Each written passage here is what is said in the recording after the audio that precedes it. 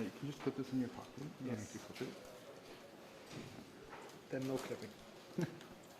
And then just gonna put this right here. All right. Let me just do a test real quick.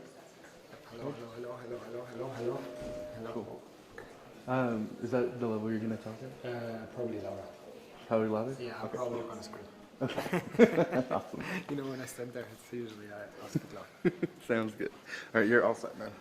Okay, cool.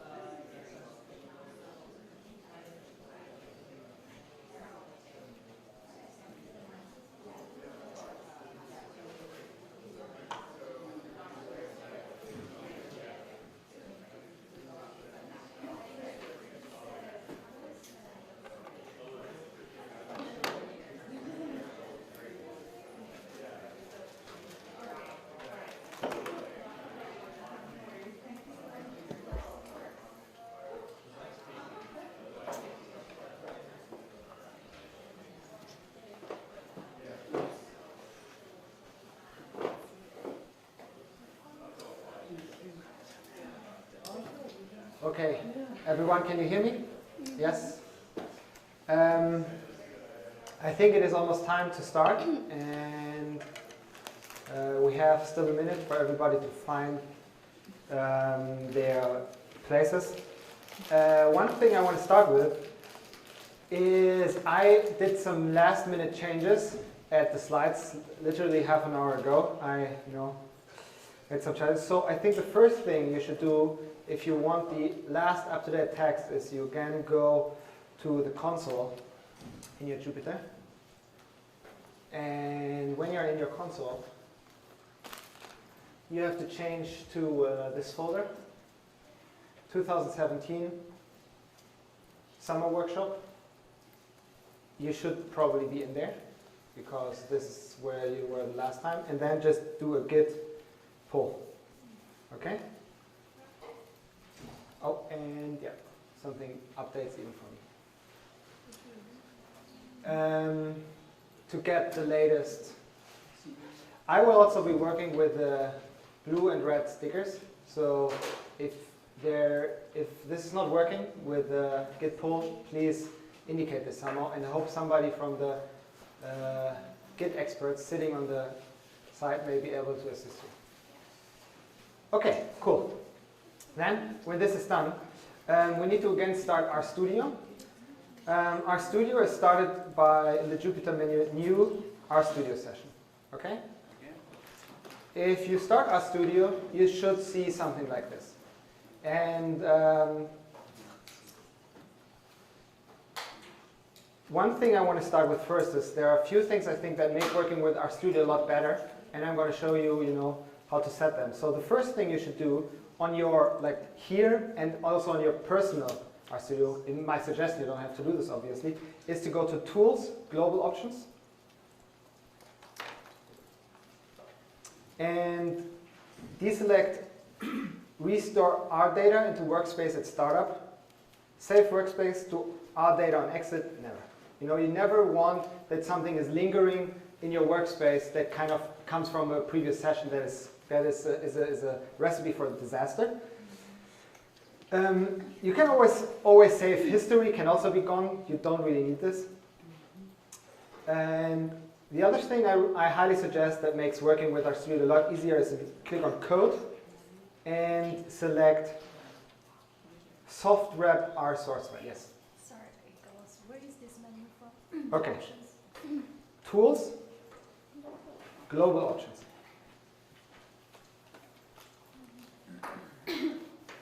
I didn't save it. So you go Tools, Global Options, and then you deselect Restore.R data into workspace at startup. You don't want that. You don't want Save Workspace to .R data on exit, never. And always save history is also only half good idea. Okay? Everybody there? Good. Then you can also click on Code. Oh, there is somebody. You can click on Code and deselect and select software R source files. Okay? Thanks. Software R source file just means that if you have reached, your code has reached the end of your visible window, it will just go to the next line without kind of, breaking it. It just makes working easier. Okay. I think this is general good setup, and it makes working with RStudio a lot easier. Let's accept this with OK, and we're done. You can here in the lower. This is the file pane. You can go to Summer Workshop and select my folder, Singman Statistical Modeling in R. And when you're in there, you see 3 subfolders and a README.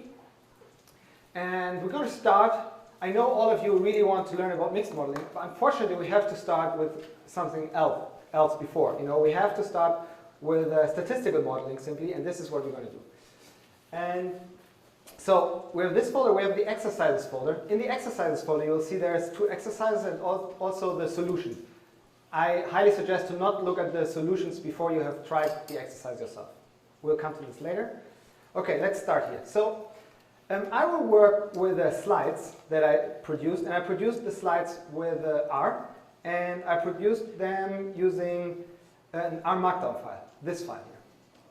And the idea is you can tag along. So I will just go through my slides, and you can tag along with the code. You can either do this looking at the Markdown to see both the text and the code, or you can just look at the associated R file, statisticalmodeling.r, which only has the code.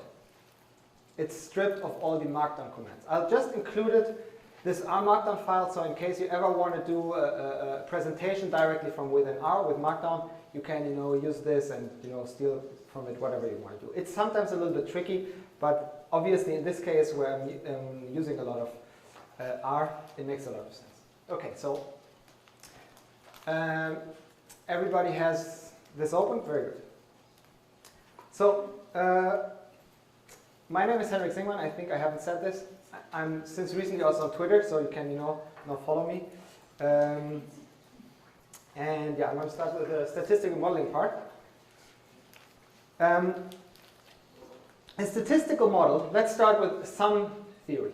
A statistical model, and I just copied this verbatim from Wikipedia, is a class of mathematical model which embodies a set of assumptions concerning the generation of some sample data and similar data from a larger population. A statistical model represents often in considerably idealized form the data generating process. So this is the first important thing. We try to model the data generating process. And to do this, the assumptions embodied by a statistical model describe a set of probability distributions, some of which are assumed to adequately approximate the distribution from which a particular data set is sampled and so forth. And there's something else important here. A statistical model is usually specified by mathematical equations that relate one or more random variables and possibly other non-random variables. As such, a model is a formal representation of some sort of theory.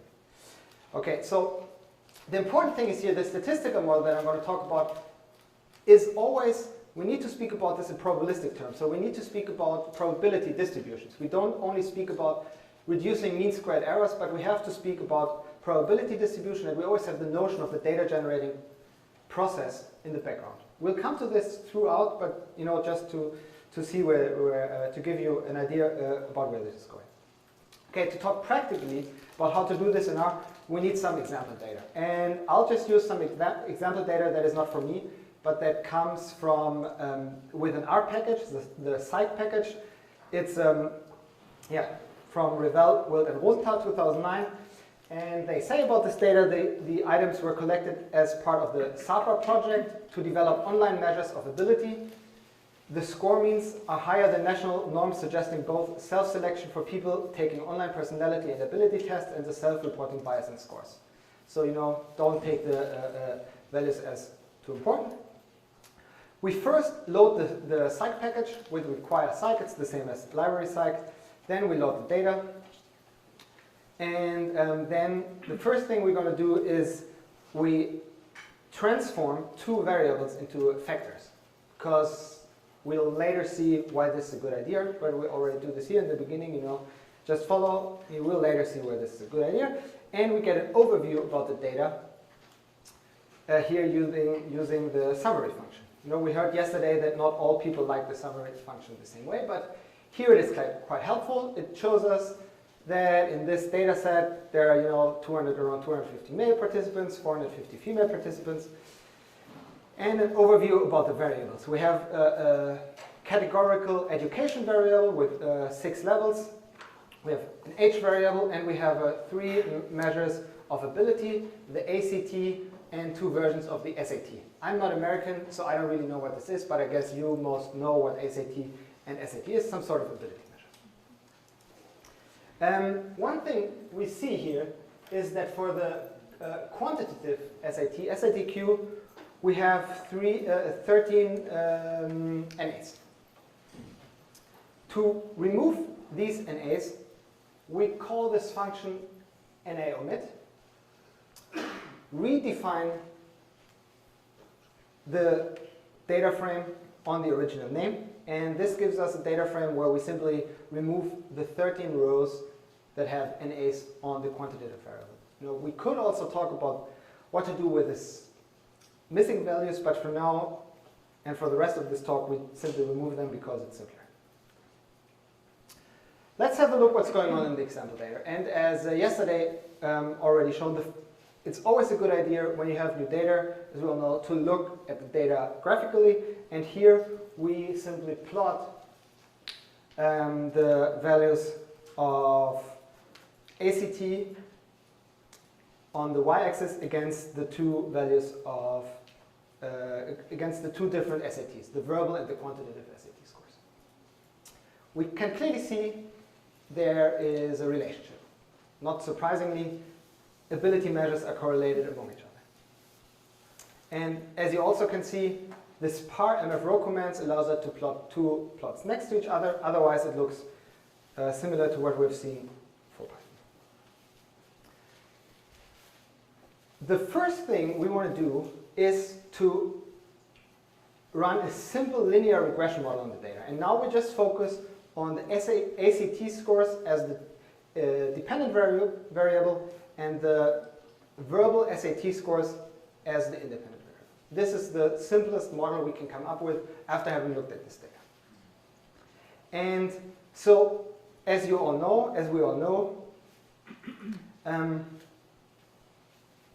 this is the standard representation of a linear regression model. We nevertheless go through it. We have y as the vector of ACT scores, which is of length n. We have x is the vector of SAT V scores of length n. And then the regression equation looks like this. Y is equal to beta 0 times x0 plus beta SAT times x SAT plus an error term. And we go from this from 1 until n. And we assume that the error term is normally distributed. Furthermore, x0 is a vector of 1th of length n. So this is the simple linear regression model.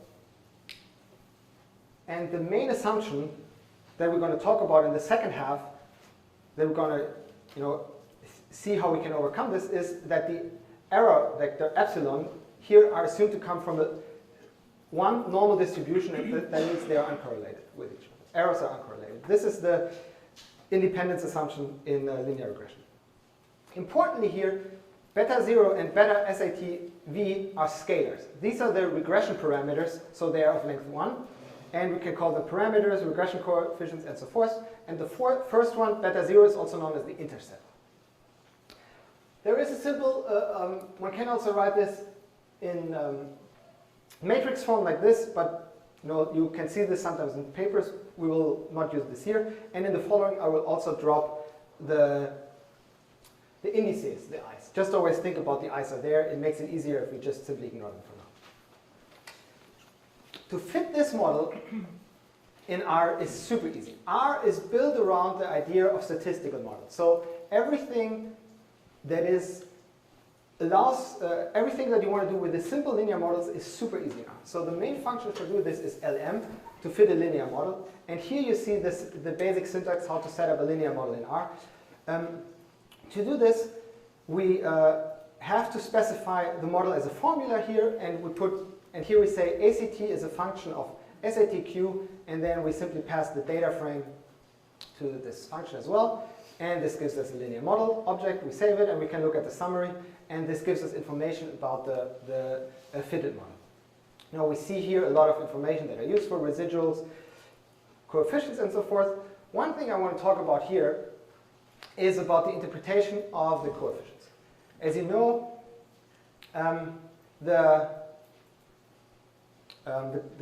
what the coefficients mean, or what the intercept means, is the point at which the y-axis is, in which the regression line hits the y-axis. And in this case, this is 13.5, and it is the point where the SAT verbal score is 0.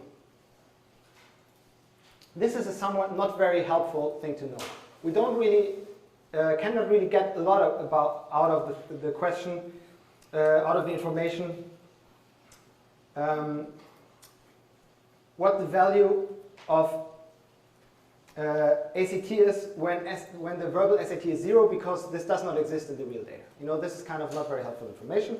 But we also get out of the model some sort of relationship between the SAT and the ACT, namely this value here, 0.02, 4, and so forth. And this value just means if we increase SAT score by 1 point, the ACT score increases by 0.024. Okay, so we have one good information here, the relationship between the SAT and the ACT, but one information that is not that helpful. So the next thing we want to do is we can center our predictor variables. If you have numerical covariates, the usual good step that is very helpful is to center your numerical covariates. And this is what we do here. So we simply subtract from our quantitative and verbal SAT scores, we subtract the mean, create new variables, SATQ, and fit a new model with this new variable, in this case again only a univariate model. And now we see that the value for the regression coefficients, the beta for SATQ, stays the same. However, the intercept changes. Because now the intercept tells us the value of ACT at the mean of SAT B, of the verbal SAT score. So what is the predicted value of ACT given the mean score of SAT?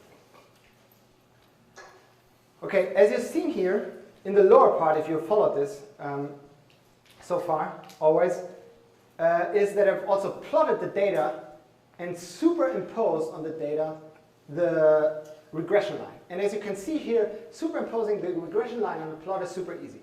You simply plot the data, and then you can just call appline with the fitted regression object, and this will superimpose the regression line on the data plot.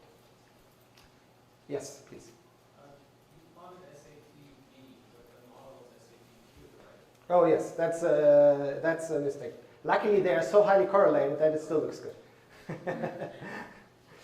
You know, yeah. One thing. So we have seen to specify the linear model, we have used this kind of expression here. We have used LM with this formula interface. You can actually call plot in the same way. I want you to try this out. You know, simply copy this code from LM call to the plot call, replace this with this, and you will see it works as well. What this shows you is that the way to specify things with this formula interface that I will come to, you know, that I will talk about now in a bit, is very central to R. Not so central to the tidyverse that we've learned about in the first day, but to standard modeling function in R, you will see it will give you the same thing, the same, yeah, it will give you the same result. Okay? Good. Okay, now, you know, this was all with a slow start. I'm very sorry if this, you know, was boring you a lot, but I want you to be all on the same page. So, to specify statistical models in R, the formula interface is at the heart of everything. This is how R does statistical modeling. And the formula interface means we have somewhere this tilde. You know, the tilde separates, tells us, okay, it tells R, this is a formula. And it allows a symbolic specification of a statistical model. The most general case is linear model, but it can also be applied to other types of model. And we will work with this formula interface throughout. And the idea is that everything that is to the left of the tilde is the dependent variable, and everything that is to the right is the R independent variables. And they can, you know, there are several specifications that you can have. Here I have some examples. So we had a simple univariate model. This was what we've shown you so far. But you can also have a multivariate model where you have multiple dependent variables. Here, cbind binds the vectors y1, y2, y3 to a matrix, and it tells us, okay, now the dependent variable here is a matrix. And you can also have one-sided formulas. For some situations, you know, it's not necessary to have this, but the formula interface is at the heart of everything about statistical modeling now. And I want to talk now a little bit about how you can specify different type of simple linear relationships with this formula interface. So the simplest thing that we've seen so far is simply to have just one dependent variable that we have seen so far, tilde x. This is equivalent to what is here on the right side, tilde 1 plus x. Namely, you have, if you don't say anything, you always have implicitly an intercept and the main effect of x. You could also have just an intercept-only model, which is tilde 1. But tilde x means you always have, you know, whatever you have. If you don't suppress the intercept, you have the intercept. You can suppress the intercept in one of two ways. You can either say x minus 1 or 0 plus x. Both of this suppresses the intercept. And as you see also, white space is ignored, obviously, in all these formulas. The next thing is, what if you want two main effects, you can simply say, okay, I want a main effects of x and y with this construct. You can say, I want the interaction of x and y, but no main effects by using the colon. X colon y says the interaction of x and y. And very important for factorial designs, or everything that I will talk about, is if you use the star times operator. This expands automatically. X star y expands to x plus y plus x colon y. So main effects and interactions of x and y. Okay, so this is the basis of formula interface in R. And I want you to not look further now in the code. You know, stop looking at the code. Look at what we have here. And now the question, think about, you know, from what you've just there, think about how many parameters each of those models should have. Regression parameters, which are the betas that we have shown in the first thing. There are these 5 models, and make a prediction, and then we're going to look at it.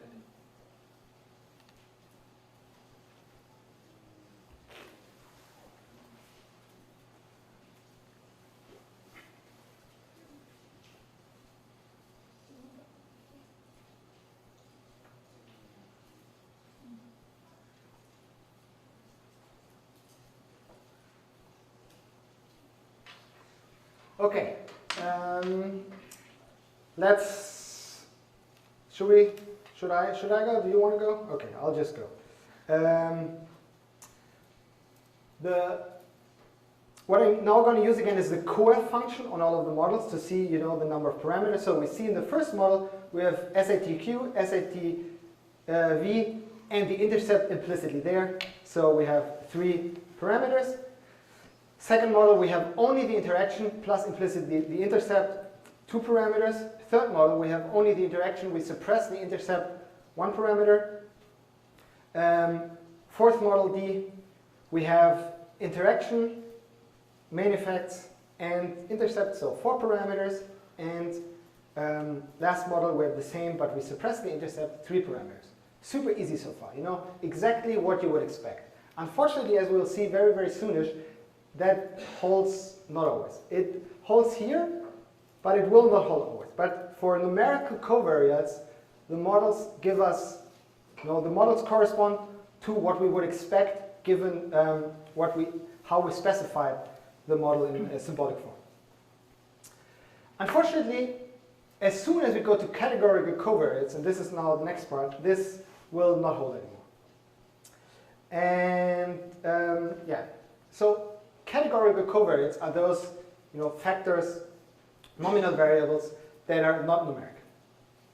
And our modeling functions behave differently from numerical and categorical covariates.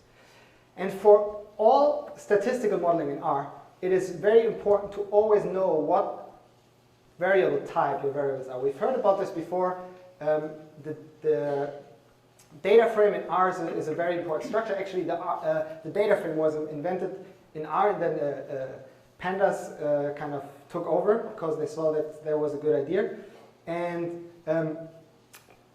in R, it's important. So we can use the str function to obtain an overview over the structure of our data frame and see what are the variable types.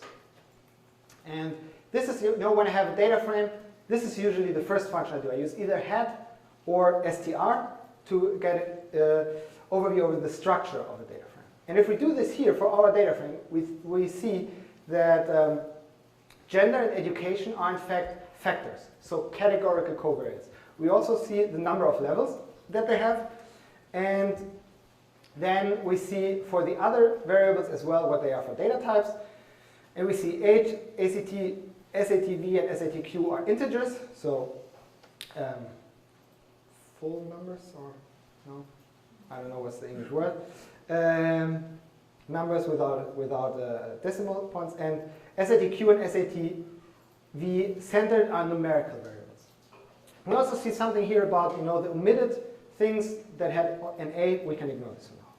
So when running statistical models with categorical variables, you have to make sure that factors are factors, unless of course you want to do something special. But if you in general, you should make sure it is. So if you have a variable that is 0 or 1, and you want to treat it as a categorical variable in R, this is not correct. You have to transform it to a factor first. It cannot be an integer.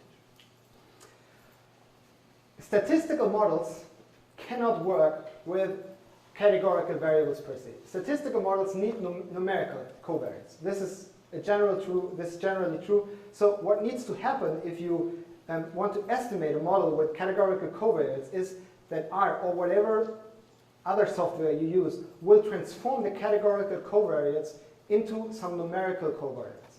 So the values somehow become transformed. And if we simply use LM on our data set as we have it here, and use gender as a covariate, the following thing happens. So we again fit the model using a simple model with only the main effect and the intercept on our data and look at the summary. And let's look at the summary a little bit more intense. We can see here the residuals. We'll might come back to them later. Below here, we see some information that we're going to look at now, namely the overall model fit. Multiple R-squared and adjusted R-squared tells us something how good our model fits the data in general, independent of the parameter values. Actually, it just says how good is the fit. How good is the R-squared is the proportion of variance explains, and we see it's here super low. Gender does not really help us to explain a lot of the variability in ACT. It's like 0.001. And likewise, the F statistic is similar. We also see now here the intercept and one parameter, one regression coefficient, gender female. And to look at this, what this means, let's have a look at a little bit at the data. So what I plot here is some characteristics of the data, some marginal means. So first of all, we look at what I have here is the overall mean of the data. That is 28.55. So we see neither the intercept does not correspond to the grand mean of the data. This was different than when we had earlier, where it corresponded to the mean at the 0 level. However, what we see is if we take the conditional marginal mean depending on the gender factor of the ACT, we see that now the intercept corresponds to the mean of the first level, the male level, and the regression coefficient corresponds to the difference between the two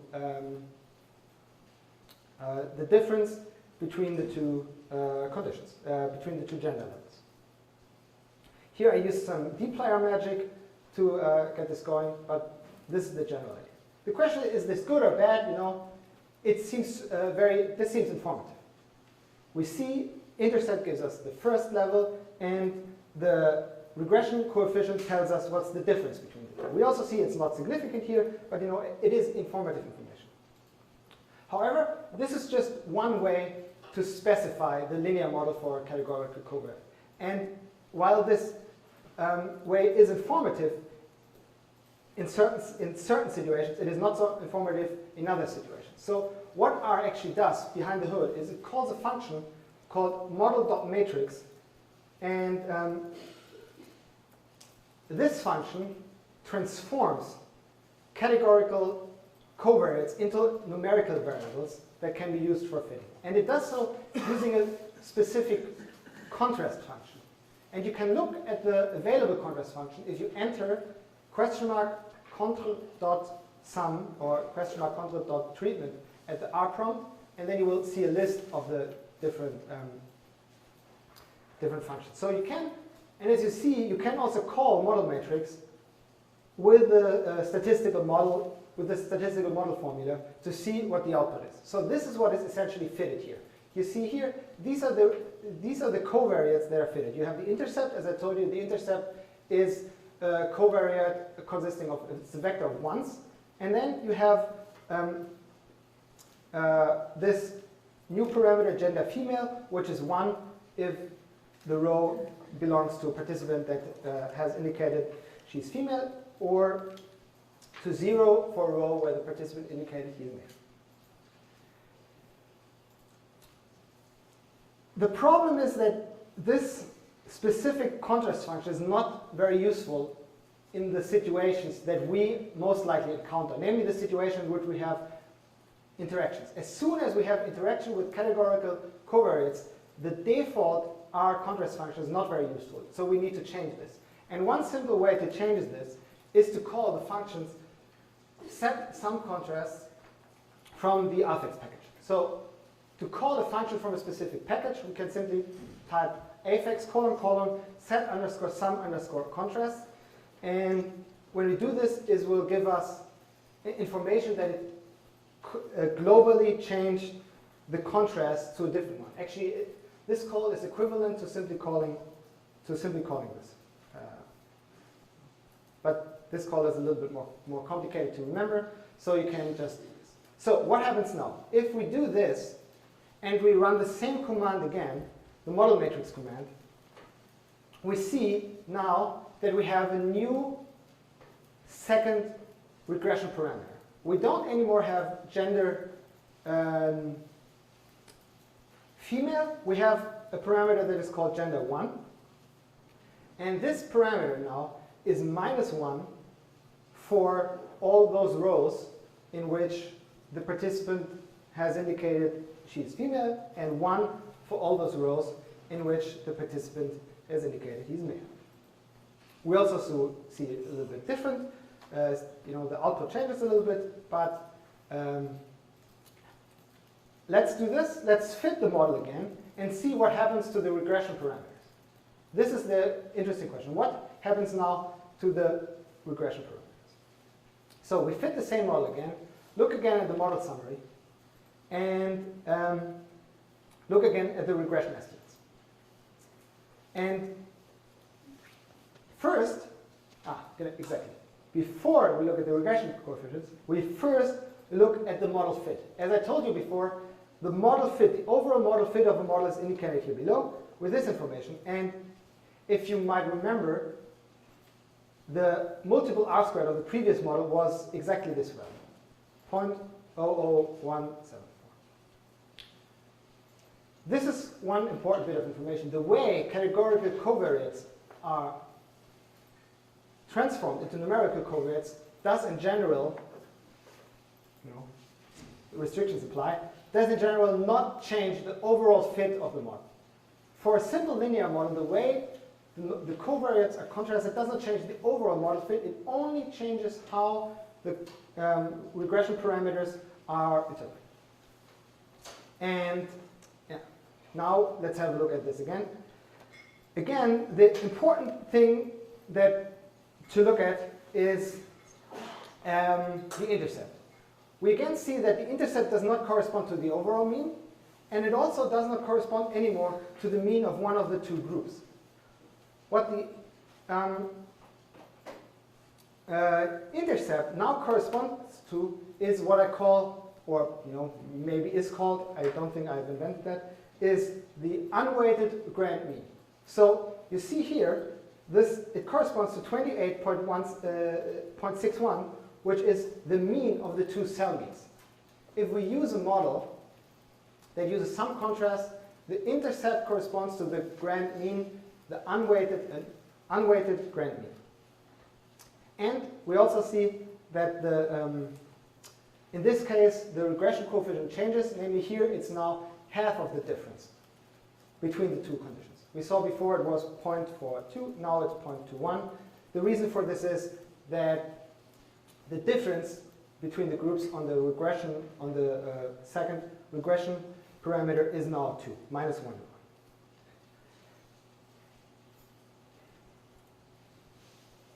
So why is this important? I mean, sounds super boring, it is super boring, but the thing is, it becomes important now when we use categorical covariates and interactions. So now, the first thing we do is we're going to see what happens if we use the default R contrasts and run a model with categorical covariates and interactions. And so we reset the default contrast, which is called treatment contrast. We use again afex : set default contrast. And then we run now a model that has gender and education, main effects and interactions, and we look at the output. Here, to save some space, because it has a lot of parameters, I only not look at the summary, but just as the regression coefficients. And on the right side again, we see the mean of the combination of the two groups, gender and education, the mean of the ACT scores. And what we see here now is that the intercept corresponds to this value, when rounded to two decimal points. The intercept corresponds to the cell mean of the group that has the lowest factor level on both factors. And all the parameters are relative to this cell mean. And this is an undesirable property of this model. No. The problem is, if we run statistical tests from this model, lower order effects, such as main effects, will not correspond to what is usually understood as main effects, but to so-called simple main effects. It will be main effects, like for this model, the effect of education, or the effect of gender, is the effect of gender for education level 0. You know, and not what we usually would want to understand as the effect of gender. So this effect of gender is not the overall effect of gender, but only the effect of gender for education level 0. This is the problem with using treatment contrast. This is the whole issue, and this is why I'm talking about this for ages. If we change, again,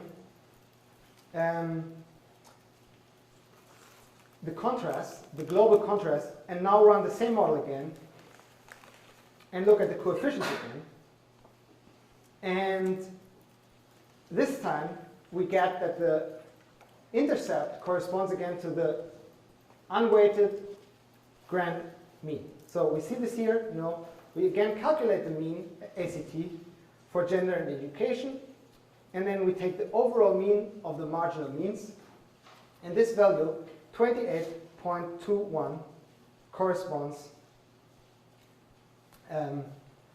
to the intercept. So this is really, if you want to take away something from this thing, this is kind of, I think, really the most important thing with R. As soon as you, the most important thing for statistical modeling with R, as soon as you have a model that has categorical covariates and interactions, you need to be very, very, very cautious with how your variables are transformed, because the default in R is such that it really gives you very difficult to interpret outputs.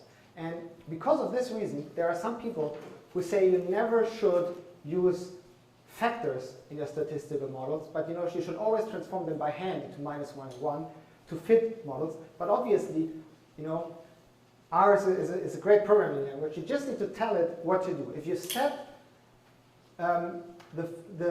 globally the correct contrast, everything goes well. Just don't forget this. We can, if we use the correct contrast function, we have the right tools, the right abstraction, or the right abstraction that helps us to fit models that are reasonable. If not, if the model has interactions and the wrong contrast, that's not very helpful. You will likely interpret the results. Okay, so yes. The functions you use in the afex, are those like part of the package so that you get those contrasts? So the contrasts are in base R. Okay. The only thing is, what this function there, just simpler to remember.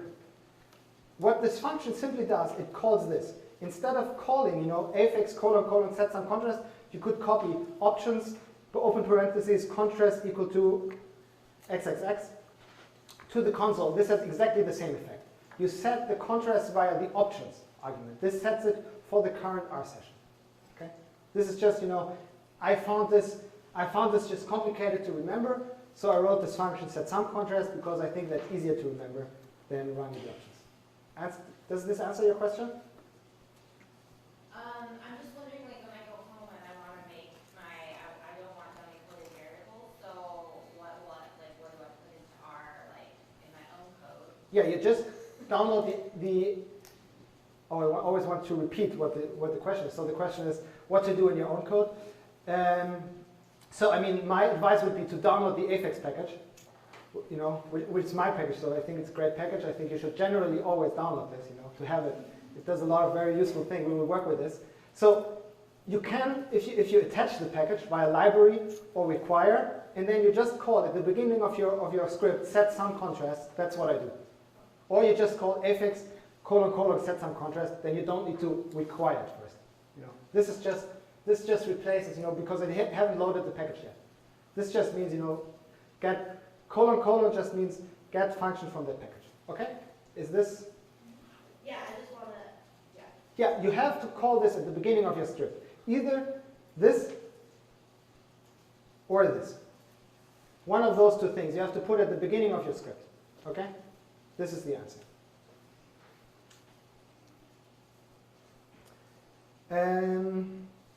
Where were we? Yes, okay, so now comes again, now comes the sad part of the lecture, of the first part of the lecture. So we have seen this thing. This is a copy from what we had earlier.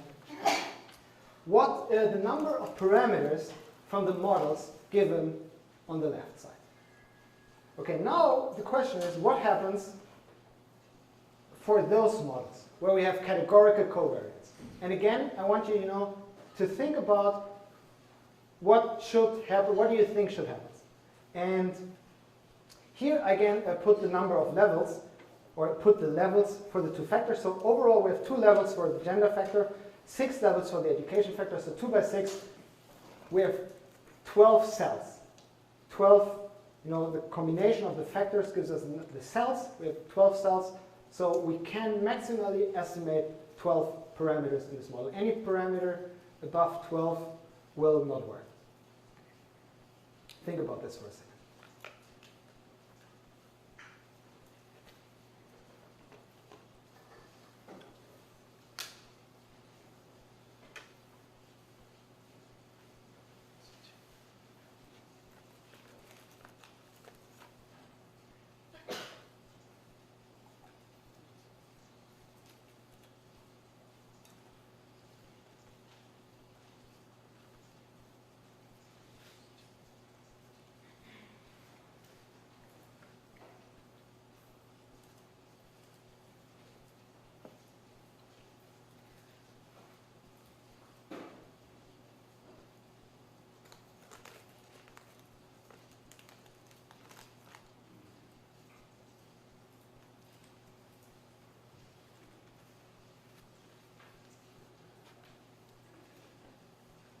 Okay, should we go? Do you have gained some insight?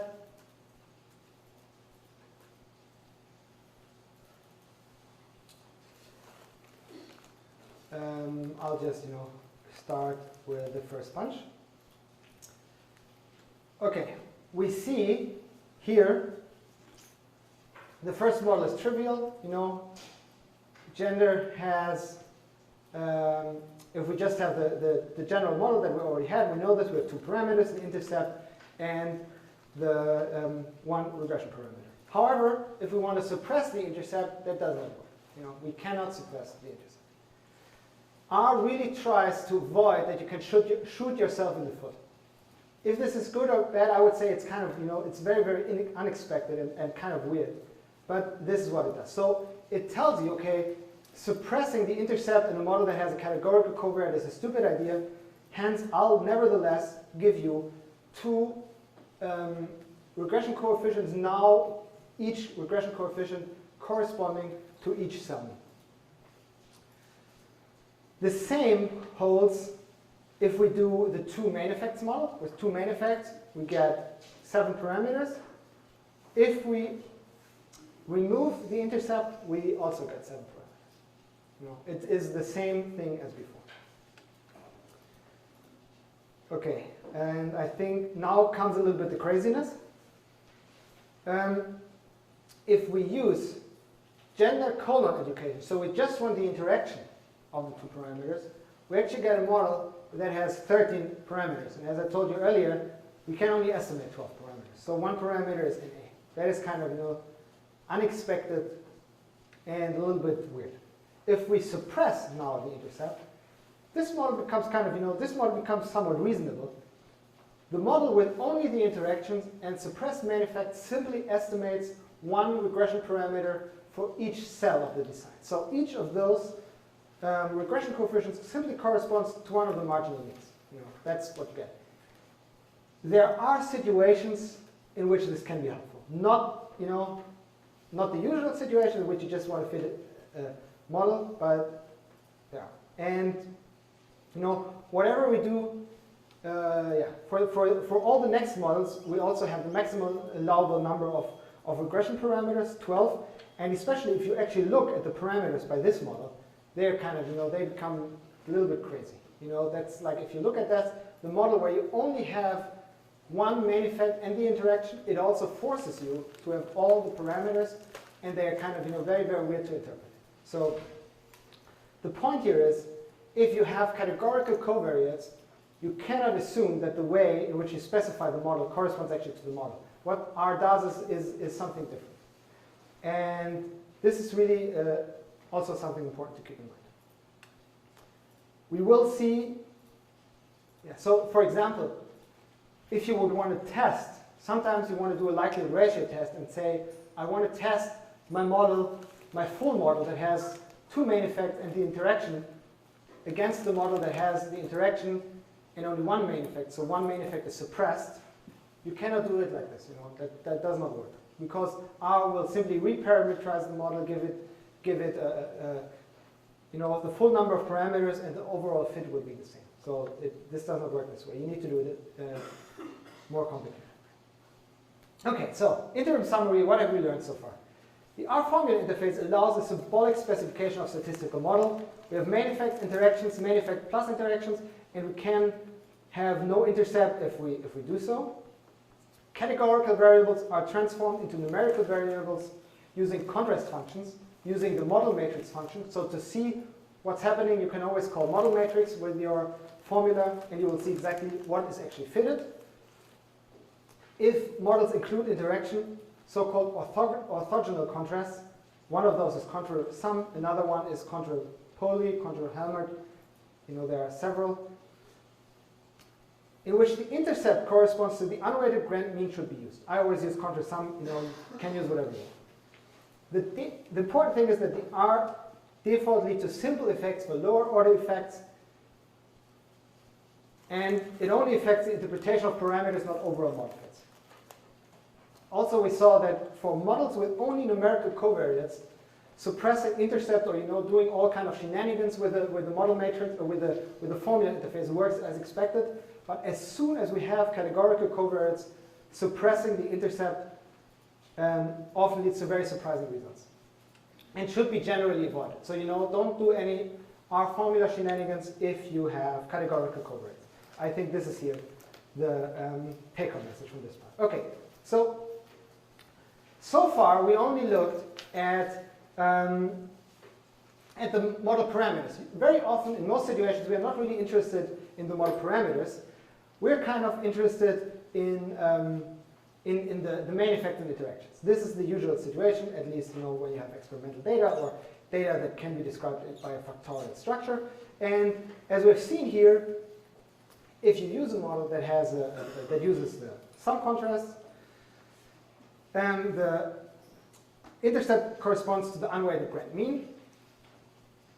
And we can use this model also to to obtain tests of the terms of the model, so main effects and interaction. And the general solution is the ANOVA function with capital A from the car package. Car has nothing to do with the automobiles, but is from the book Companion to Applied Regression. So if you want to know something about applied regression minus repeated measures, this is a very great book. I really recommend this. It's an awesome book. And so we simply pass the fitted model to the ANOVA function, and we can specify the type of the test, and we get the test of the effects. We get a test of the intercept and of the main effects. And this works for for basically any type of model. Here's a linear model. It works for nonlinear models, for generalized linear models, and so forth. This is really, really, the ANOVA function with capital A is very, very flexible function. I briefly want to say something about type 2 and type 3 tests. So if you a little bit are into the R literature and the R blogosphere, you will see that there is a fierce, strong statements that only type 2 tests are reasonable and type 3 tests are completely moronic. And I think that's a little bit a not very balanced view on the picture. I think there is good reasons, and if you, for example, look in the statistical literature from psychology, you will see good arguments for using type 3 tests for the type of data we are usually dealing with. So, first of all, type 2 and type 3 tests are equivalent for balanced designs. And balance means all group sizes are equal. And they're always identical for the highest order effect. So even if you know it's not balanced, the highest order effect is always identical.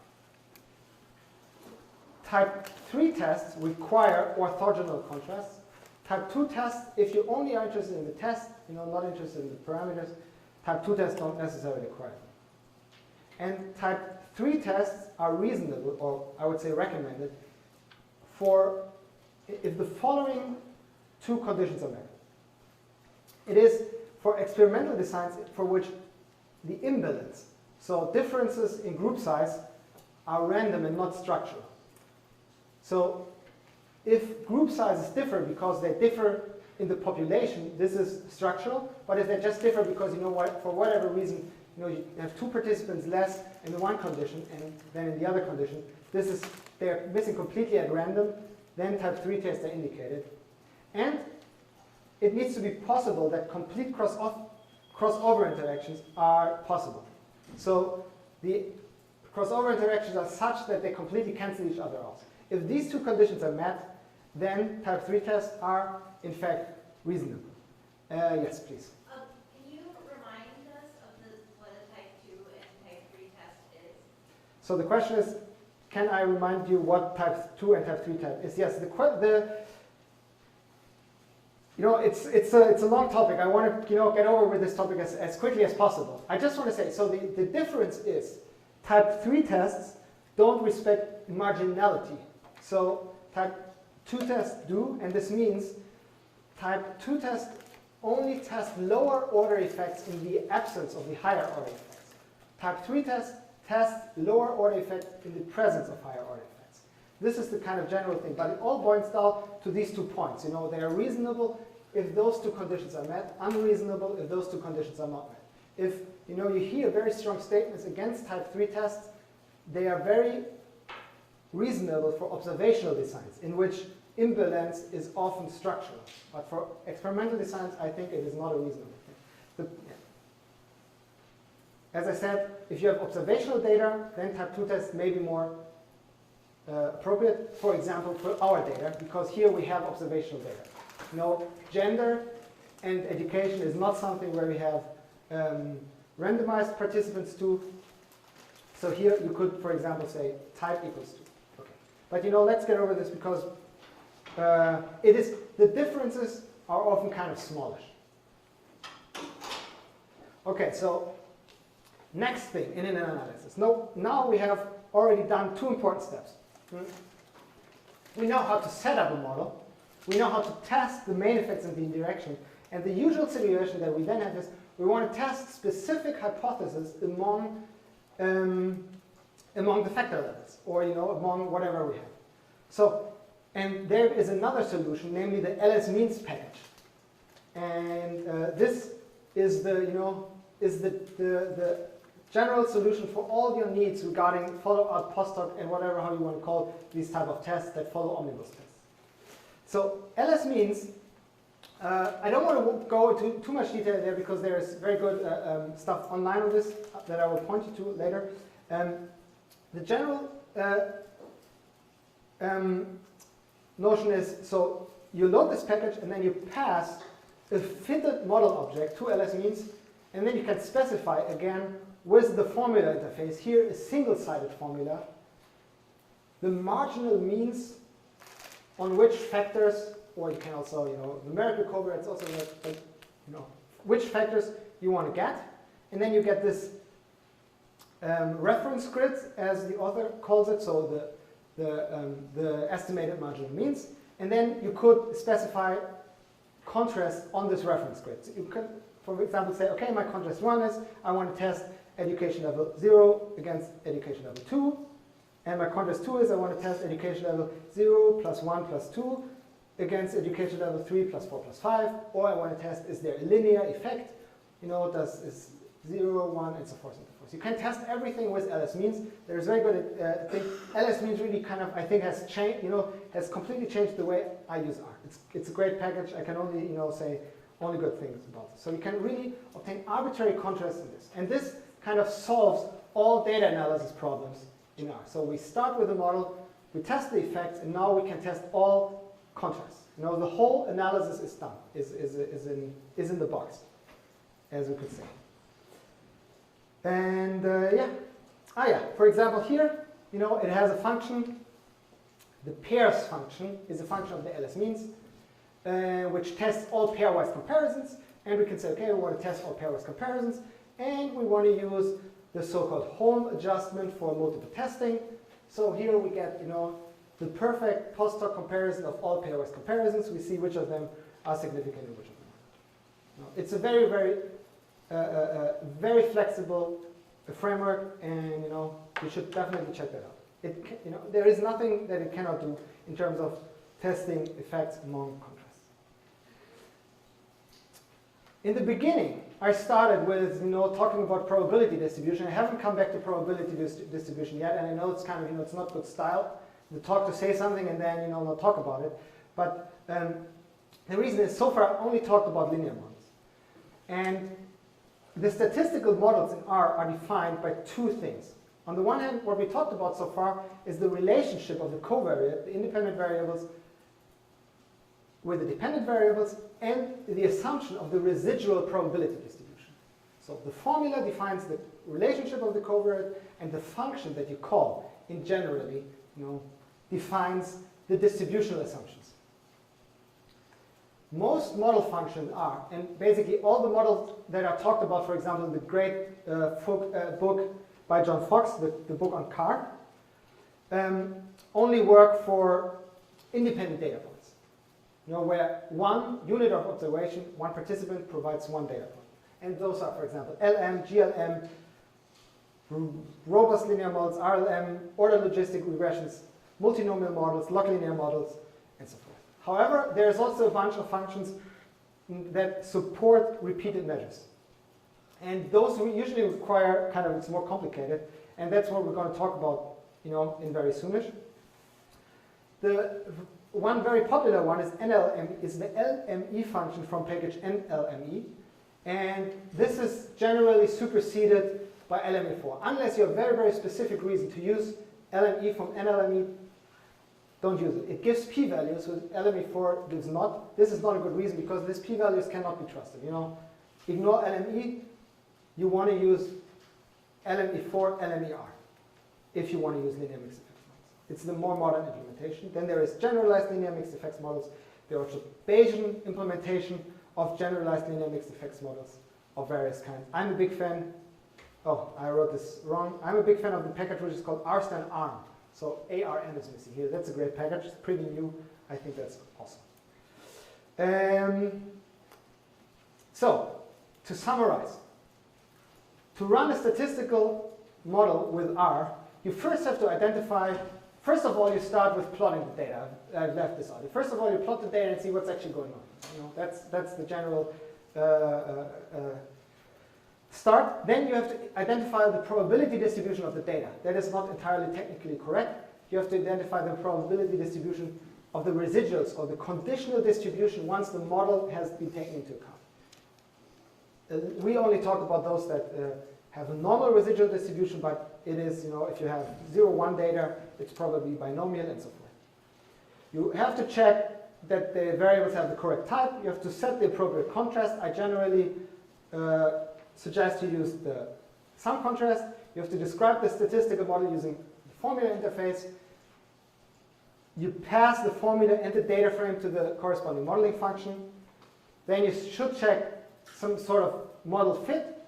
We'll maybe come back to this at the end if we have time. Then you test the terms, main effects and interactions, if you're interested in this. As soon as you have more, if your categorical covariates have more than 2 levels, you need to test the terms. Your parameters for a model that has for a model that has categorical covariates and more than 2 levels are very, very difficult to interpret. You generally want to test the terms, which is generally done by passing it to CAR ANOVA, and then we do some follow-up tests using LS means. This is the general approach. My afex package combines steps 5 and 7. You know, that's what we're going to look at now. It has two general functionalities, one for ANOVA and one for linear mixed effects models. And let's first have a look at the ANOVA functionality, because you know that's what we're going to use in a second. Okay, so afex has 3 different ANOVA functions. We're just going to look at the one that is called AOV_car. AOV in R is the general function for ANOVAs. This function uses the ANOVA function from the car package, hence AOV_car. That's how the name came about. And it allows specification of ANOVA using formula, in contrast to the general R AOV function. You always have to specify the participant identifier in an error term. You know, there is no way, you know, this function assumes you always have one column in your data that tells you which participant or which unit of observation this is. You always have to specify this. And to do this for the SAT data, we have to add this column. You know, in the SAT, in this SAT data, we didn't have it, so we just create a new factor that has from 1 to a number of rows of SAT to have the subject identifier, and then we can simply fit them on. And so the thing about this ANOVA function is also, it always uses type 3 as default, and it always uses the correct contrast. Even if the global contrast is something else, the afex function always uses the correct contrast. So the default output in afex ANOVA functions will replicate output from SAS or SPSS. You know, if you need to kind of try hard to do something else. And it also supports repeated measures. And I just want to give a very stupid, like, you know, one example here, a little bit contrived example. So for this, I want to say, okay, the SAT type, we can view this as a repeated measures variable. So for each participant, we have 2 SAT measures, one the verbal score and one the quantitative score. And to fit this with afex, we need this in a tidy format. So we need each observation in a single row.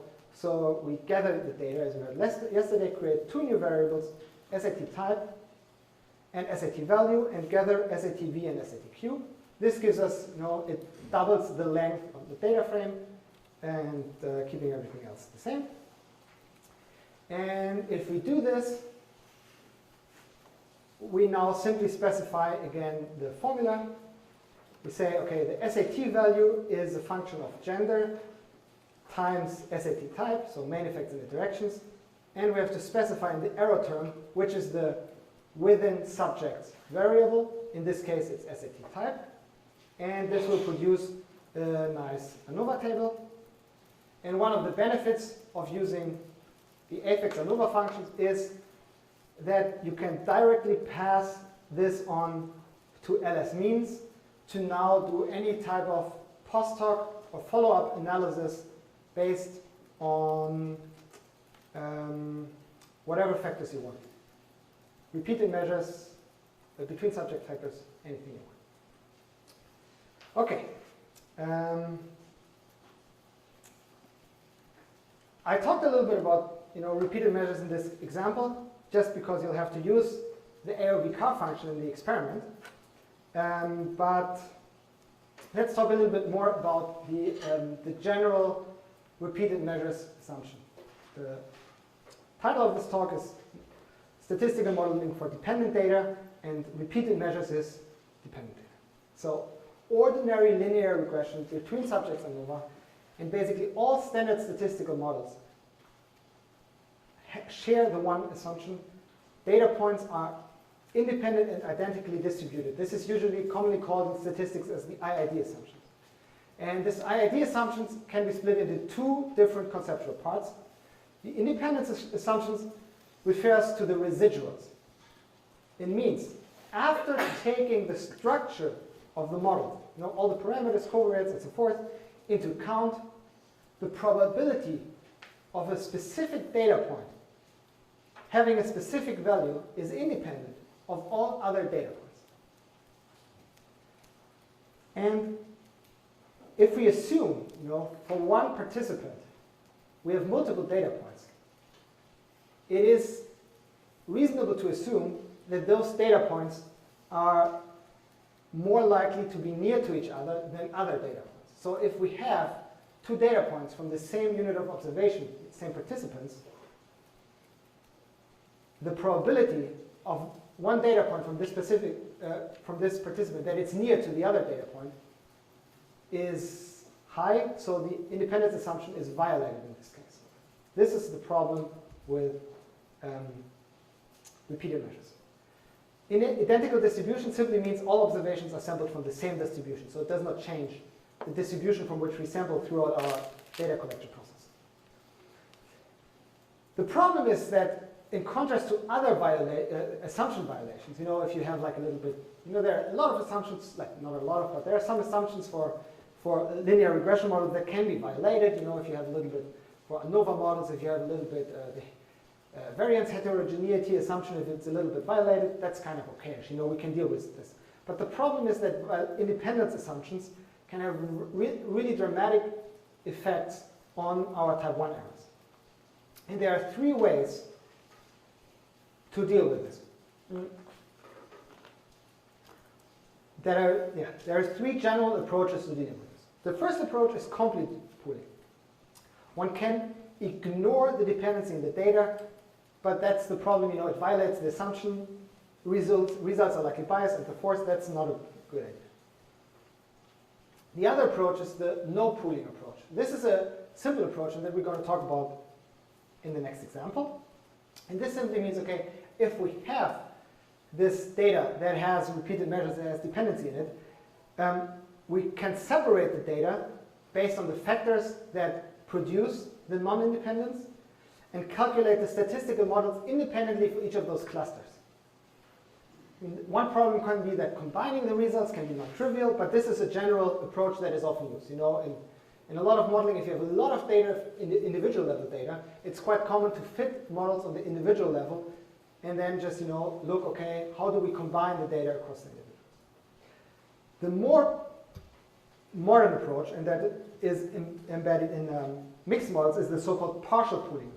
This means we analyze the data jointly while taking the dependencies in the data into account. This is, we could call it somewhat the gold standard, and this is implemented in mixed models, and that's what we're going to look at next. However, first I want to brag a little bit about that I have a Cognition paper. Then I want to use this example data set from this wonderful paper and want you to do something with it. So this is some data, this is some paper. I'm a reasoning researcher. I am also a reasoning researcher. I think that's a good statement. And the idea is here we talk about a conditional statement. So if-then statements.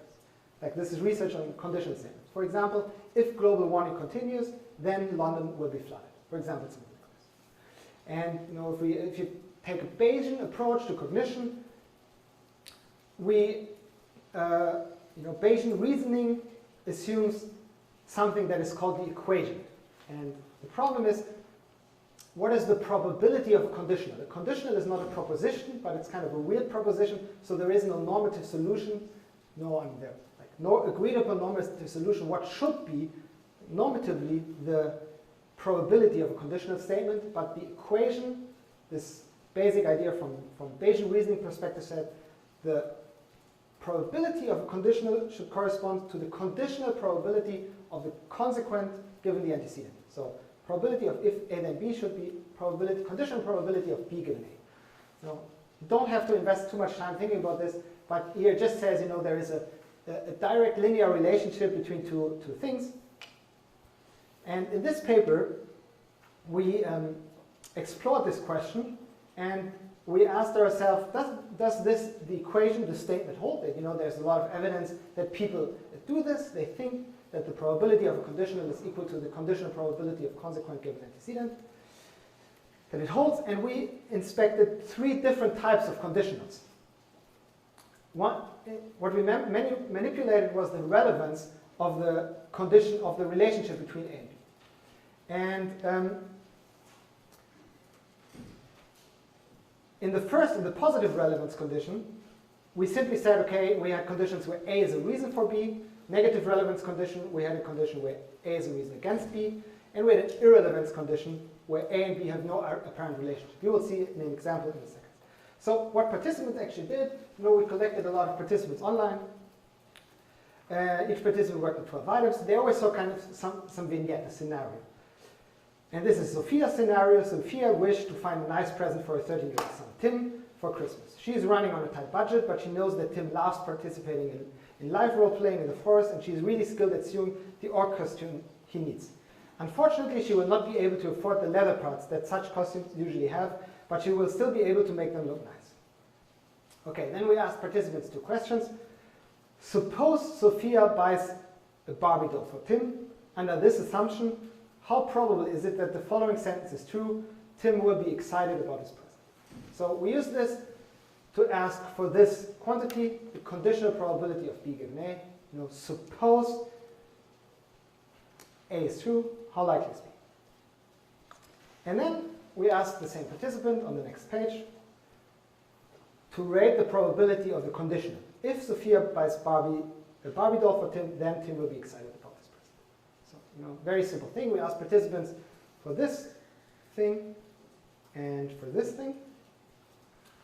And yeah, this was the research question. So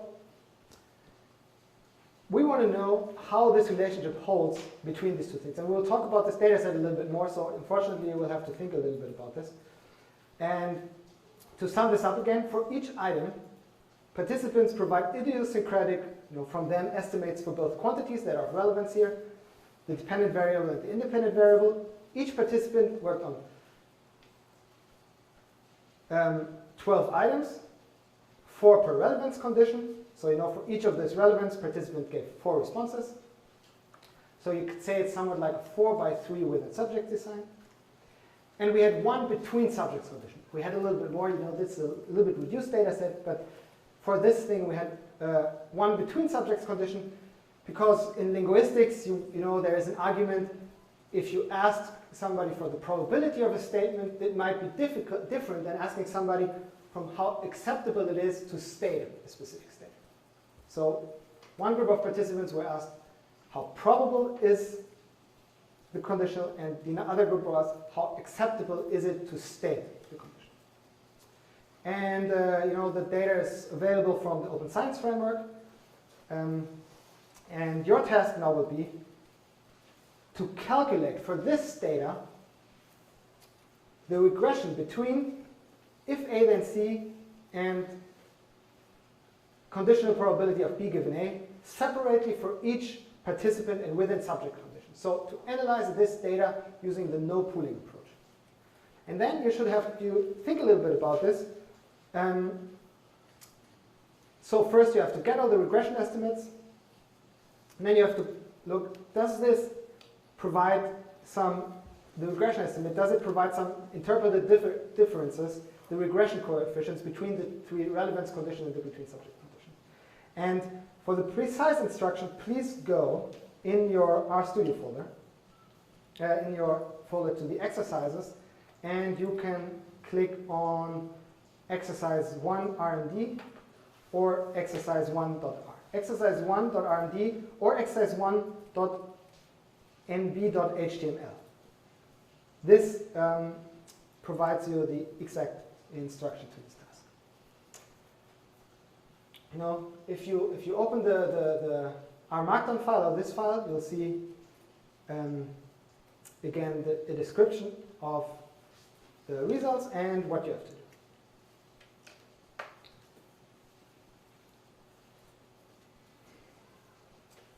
This task takes a little bit. I would say we'll now say you have half an hour for this, including 10 minutes breaks. And everybody is forced to stand up at least once during this in the break. Kind of do something like that. And I'll be here hovering around and asking a question. So the full instructions at the end the data is all there. You know, the idea is here that you combine your knowledge of the tidyverse to get the regression coefficients for each combination of the independent variables, and then analyze them first with an ANOVA and then plot. Okay? Any questions so far?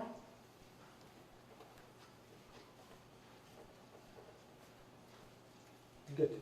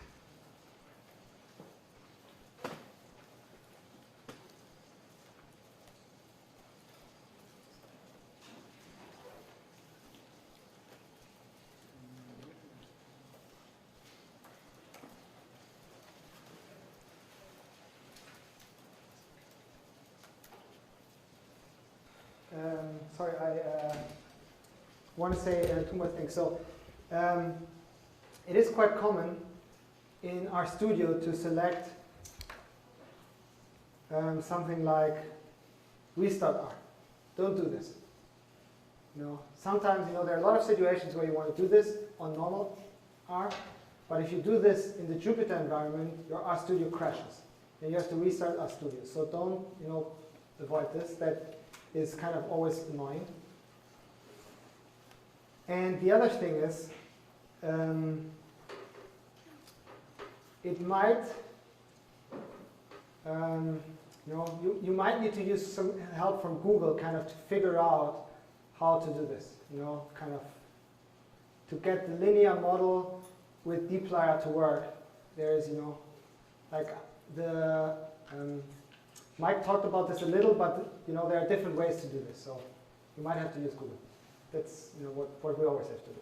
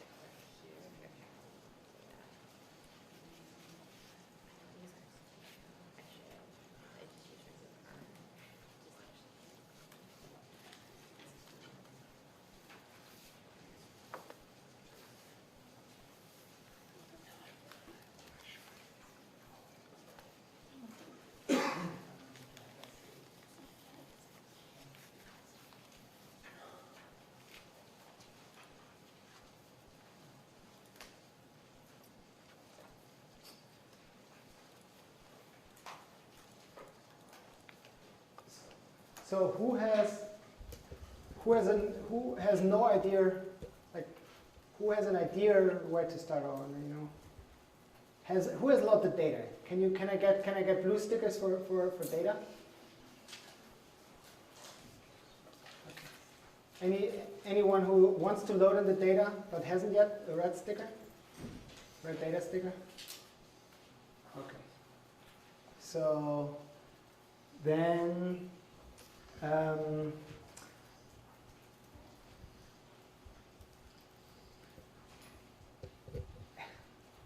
is there general, does anybody need general help with, get started? No? Okay, let me know. I think now, like 10 minutes are over, so you should have now an idea how to get there. If not, I'll tell you how to get started, okay? I think I'm not quite sure what the task is. I'm sorry, so maybe you can come back to me, like, Yeah. if we're trying to define this, like actually analyze your data, or if we're trying to do something else. No, you should actually analyze the data. Okay. Using the no pooling. So the question was, what is the actual task? So the actual task is to analyze the data, but with the so-called no pooling approach. So we calculate one regression equation for each participant and within subject conditions. And we do this with dplyr. So we can use dplyr, group by, some magic that involves the LM formula.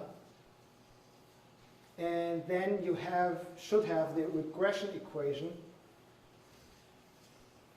or the regression coefficient for each combination of the factors and participants.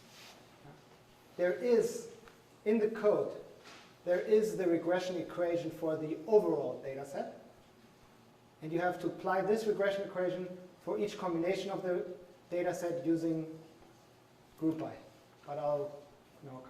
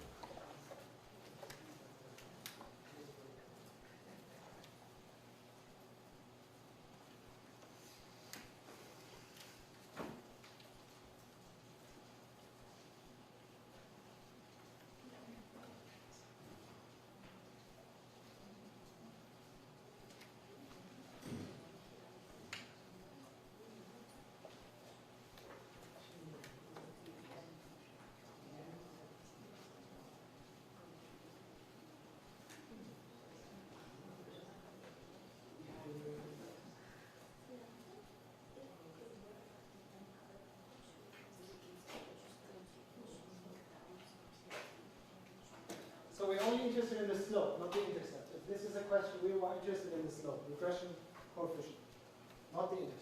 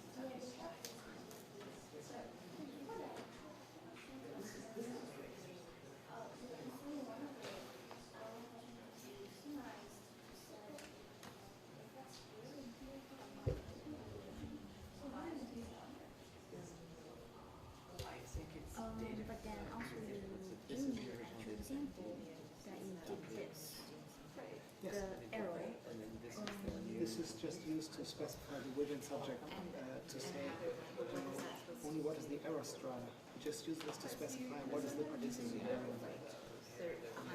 but we don't do that in the former. No. No, sorry. No. Yeah. So there is a difference between Yes. using and Yes. The difference is really, you have to have the error strata. There is no way to not have an error strata. but you just the example doesn't.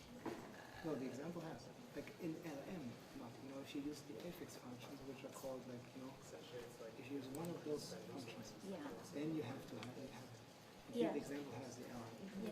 But what's the advantage of having over? That you combine, you only have to, don't have to first fit it and then pass it to ANOVA. Yeah, I understand combining this, but it has an extra Term. not just term but component of Yes. incorporating subjects Yes. as a Yeah. variable. That's true, but Yes. the reason for this is that it assumes that most of the time you use it, you have the within subject variable, and then you always have to specify something like this. In the cases where you have this within subject design, you will always have something like this, and then it's necessary. In either case. Can you give me some example? Like within subject, like any within subject factor, something that varies within subject. You tested a couple of times with the Yeah, same thing. yeah. Like a factor, like a subject that sees, all Summary. levels of whatever. This is way Say that is a new item, it's a new experiment. Test the subject on two item types. Then item type is a within subject factor. Usually you do two model fitting, one with the old and one with the new. So there are no within subjects. I mean, some, like seeing the experiment where you have congruent and incongruent item types, and you want to know the congruency effect. Congruency. Like, when you have like an assignment task, a sweet task. Yeah. Yeah. I think I've done this, but in our day we You don't have repeated measures. We have repeated measures. For example, if we track afex, we have repeating measures of 30 items within 1 second of the same subject. And you wouldn't analyze it with the ANOVA. Yes, exactly. This is just fun. Okay. Yeah, but I'm trying to just but that's not combining two steps. Yes. It's combining steps and also considering the subject ID. The subject ID is, normally if you don't specify, So yes. It's kind of, it is not considered in the model. The model is identical.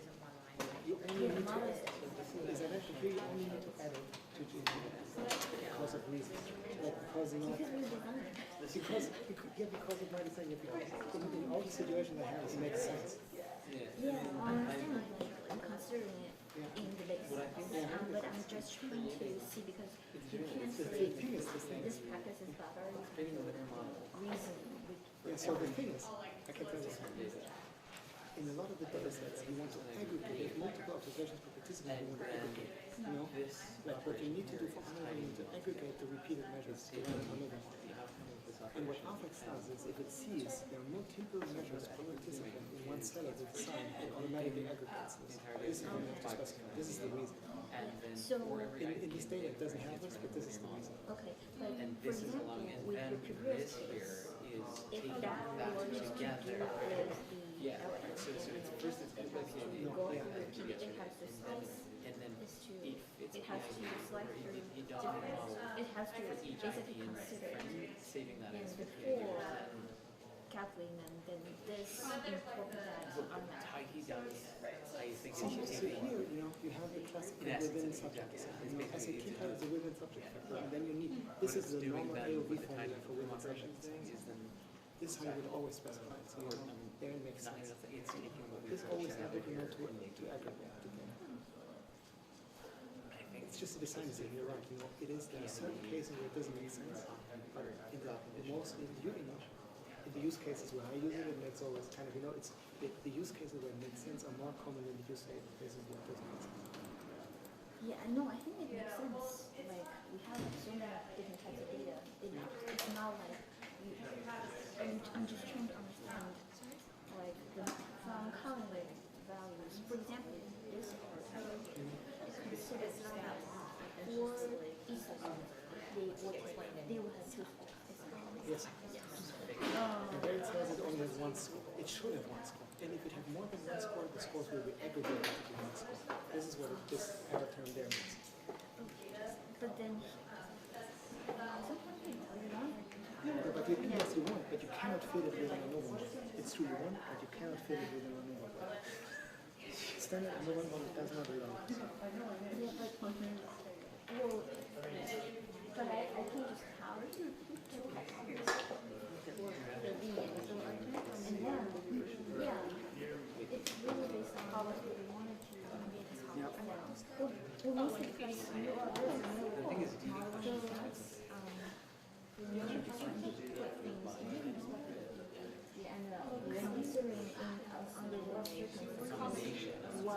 We'll talk about this one. We'll talk about this later. I think I have to. What do you need? I know that, but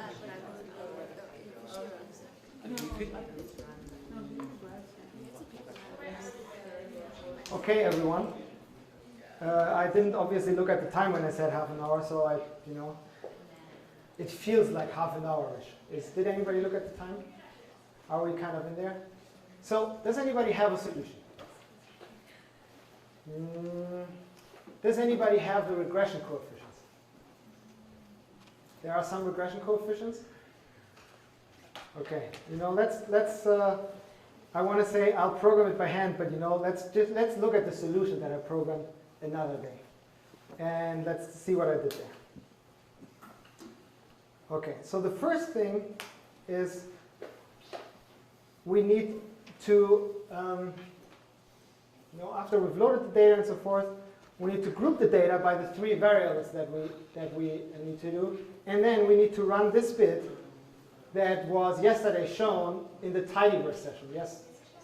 Yes, no problem.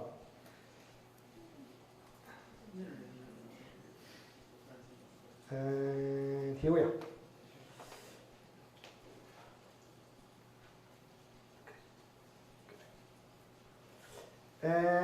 We need to run this thing which calculates the regression estimate for each of those combinations for dv and c given a. Okay, that is the first step. We use group by, do, and the tidy function from the broom package. If you Google dplyr and LM, that's kind of one solution that comes up. There are multiple solutions. This is the solution that I come up with Googling and after discussing with Mike Frank what to do. Okay? If you see the output, it has the intercept and the C given A. We only want the regression coefficient. So the next thing is we filter the data and remove all the lines that have intercept. We only keep the slope, Okay. Then, was there a question? Okay. Then the good thing is the data is already in the long format. We have one participant identifier column. We have one column that gives us the relevance condition, and one column that gives us the estimate, and one column that gives us the DV question. It's tidy data, because that's what dplyr does. It's a tidy data magic. So we can immediately run an ANOVA model on the data. We use this AOV car function from the afex package and say, okay, we want the ANOVA model where our dependent variable is the estimate, that we got here. We have two factors, DV question and relevance condition. And relevance condition is a within subject factor, so it needs to go to the error term. And we use this newly created data set. And it gives us some warning messages that I need to take care of another day. And let's run this again. Why does it show it in the next line? Okay, whatever. It shows us this output. Sorry for kind of, I don't know why the p-value is on the next line. That is not the normal thing. But it shows us that the effect of relevance condition is significant, as we expected. There is a difference in the slope between the relevance conditions. Ta-da! Exactly what we predicted. We can now look at what are the marginal means. We use the ls means function again, and we see the marginal means for these things is in the PO condition, it's 0.81, which is super near 1, and 1 would mean the equation holds perfectly. It's kind of really strong relationship here, and it's considerably smaller in the other two conditions. That's where it comes from. And finally, we use some ggplot magic. I'm not a ggplot guy. I only used this because it was mentioned in my Frank's talk, so I had to look this up. And we use some ggplot magic to kind of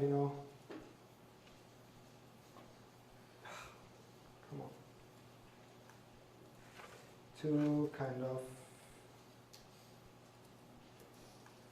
get whatever we have here downstairs. You can see this. This is the histogram of the regression slopes for each condition. And across the two between subjects variables, and we see that in the PO condition, we have a super high peak at exactly 1. You can see the correlation estimates goes very far. We have crazy estimates out here, but there is a high peak at 1. And we see this peak is lower in the other condition. And we see actually in the NE, and especially in the IR condition, we see kind of a bimodal pattern.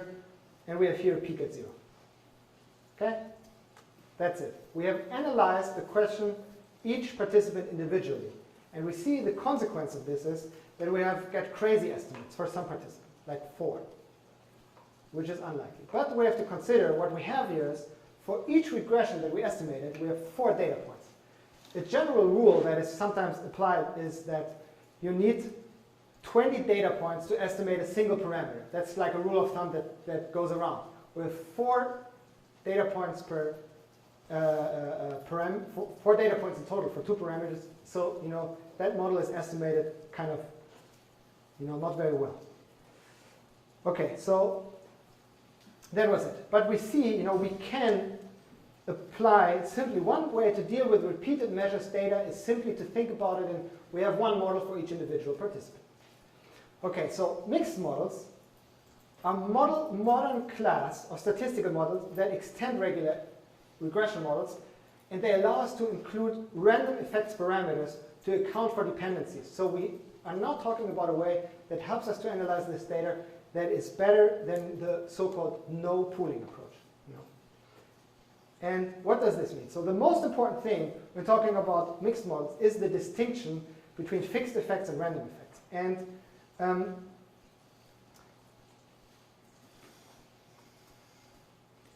between fixed effects and random effects. Yes. So I'll try to explain this now. In the beginning, this is kind of, it is not easy. So when you get lost, please, put red stickers up. We'll go through this somewhat slowly, but please put up red stickers if it becomes complicated. Okay. So fixed effects is the overall of a population level average effect of a specific model term.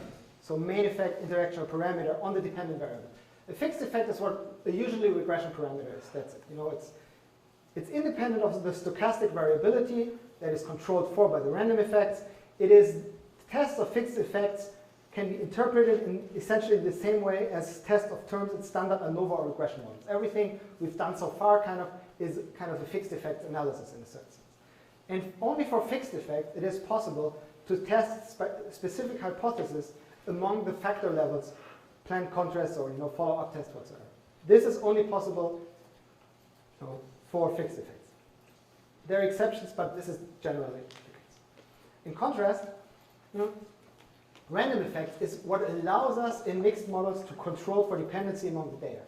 And there are two important distinctions. So on the one hand, we have something that has the really intuitive term, random effects grouping factors. And I'll say this very often. It's very long, but that's how we call this. This is categorical variables that capture some sort of random or stochastic variability of the data. For example, in the example we had, or in most data sets we gather in psychology, it's the participants. It can also be items, can be groups, other hierarchical structures, and so forth. So we have some sort of categorical variable that exhibits stochasticity that we want to control for in our model. We want to usually we want to generalize across participants. So in most of our models, usually participant is a random effect, if even implicit. And in experimental setting, random effects can often be understood as the part of the design one wants to generalize over. There are different ways to characterize this. This is one way to characterize that may not hold in general, but can be helpful to understand it like this.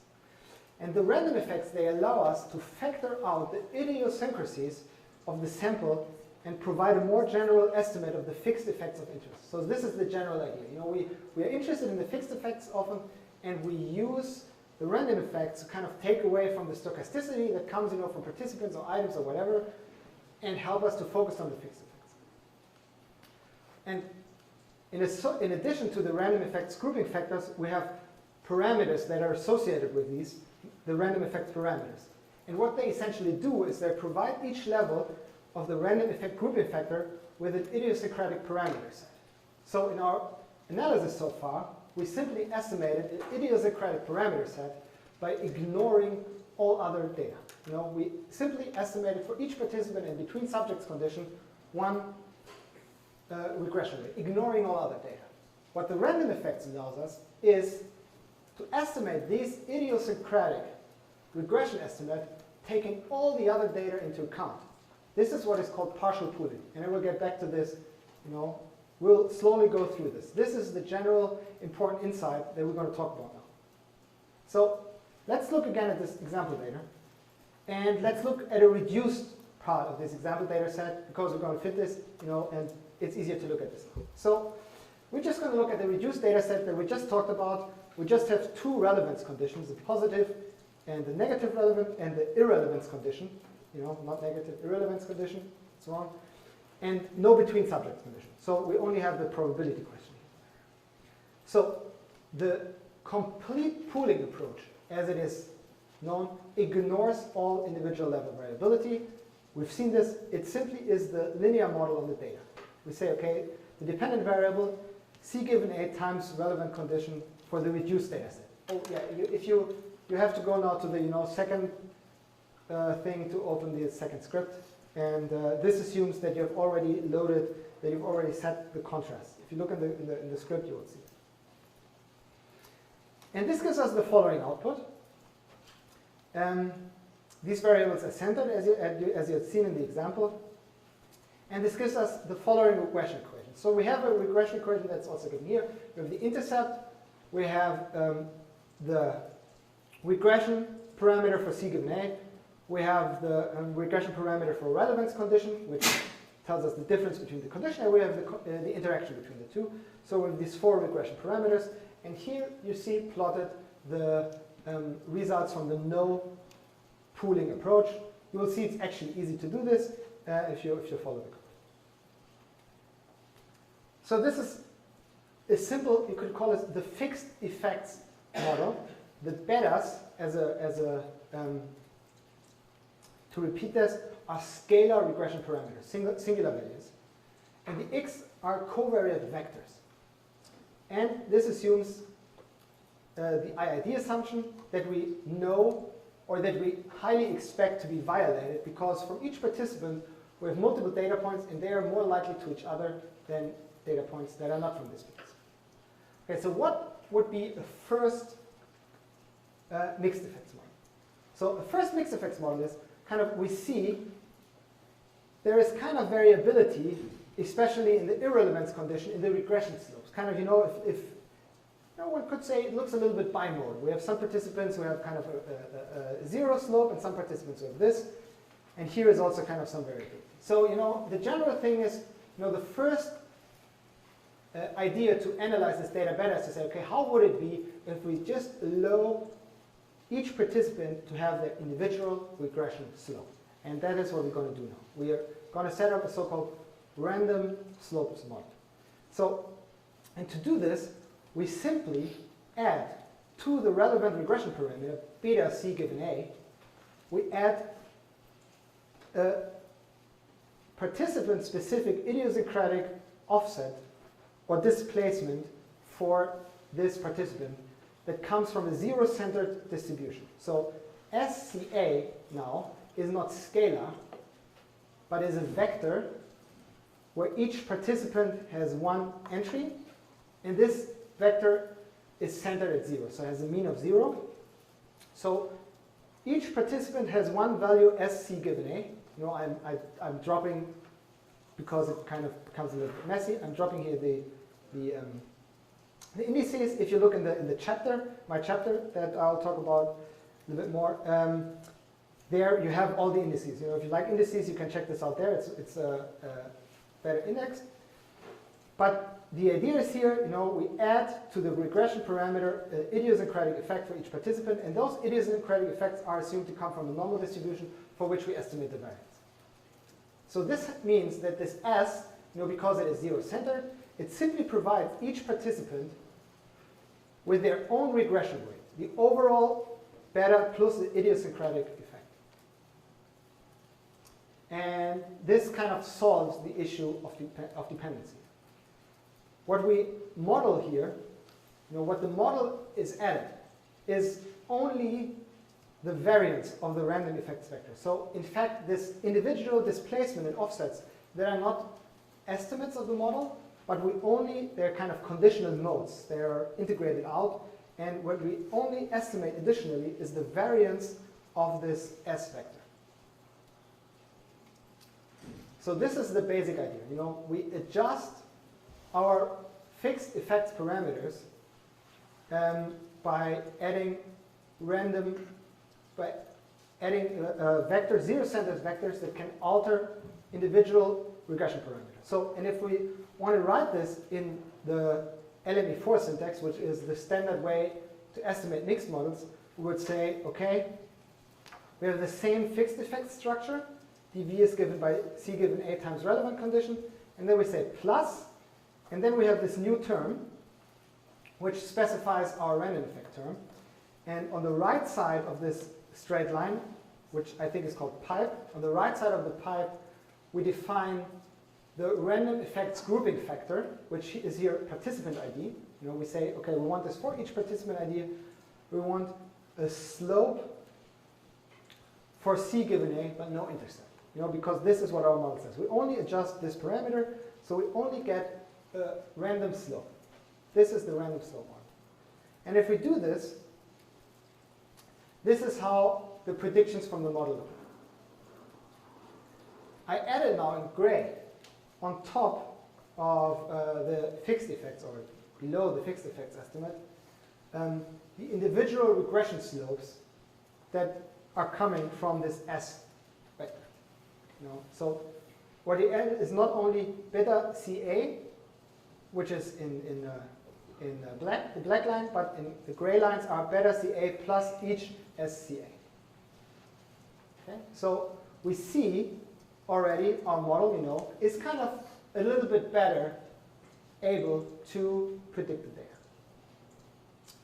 Okay, let's go a little bit further because this fixed effect model, if we look at this, that doesn't really describe the data pretty well. So the next thing we'll do, and this is kind of quite common, is say, we could also assume that the intercept varies between participants.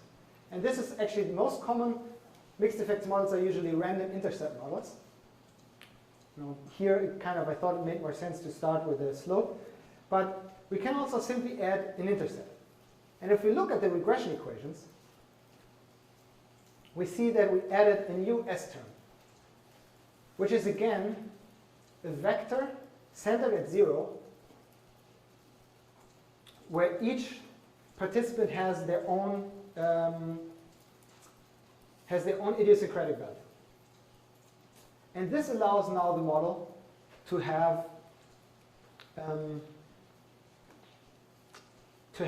not only an own intercept per participant, but also not only an own slope, but also an own intercept. And what we see down there is kind of how this looks like from the predictions. Importantly, as soon as we have more than one random effects parameters, here we have two random effects parameters, the variance for S0 and the variance for SCA. As long as these parameters belong to the same random effects grouping factor, we per default also estimate the covariances between these two parameters. And this gives us the following equation for our random effects parameters. So we say our random effects parameters, vectors S0 and SCA, are normally distributed, again zero-centered, but we estimate their covariance, we estimate two variances and the covariance, or better, the correlations among the two. This is the additional parameters.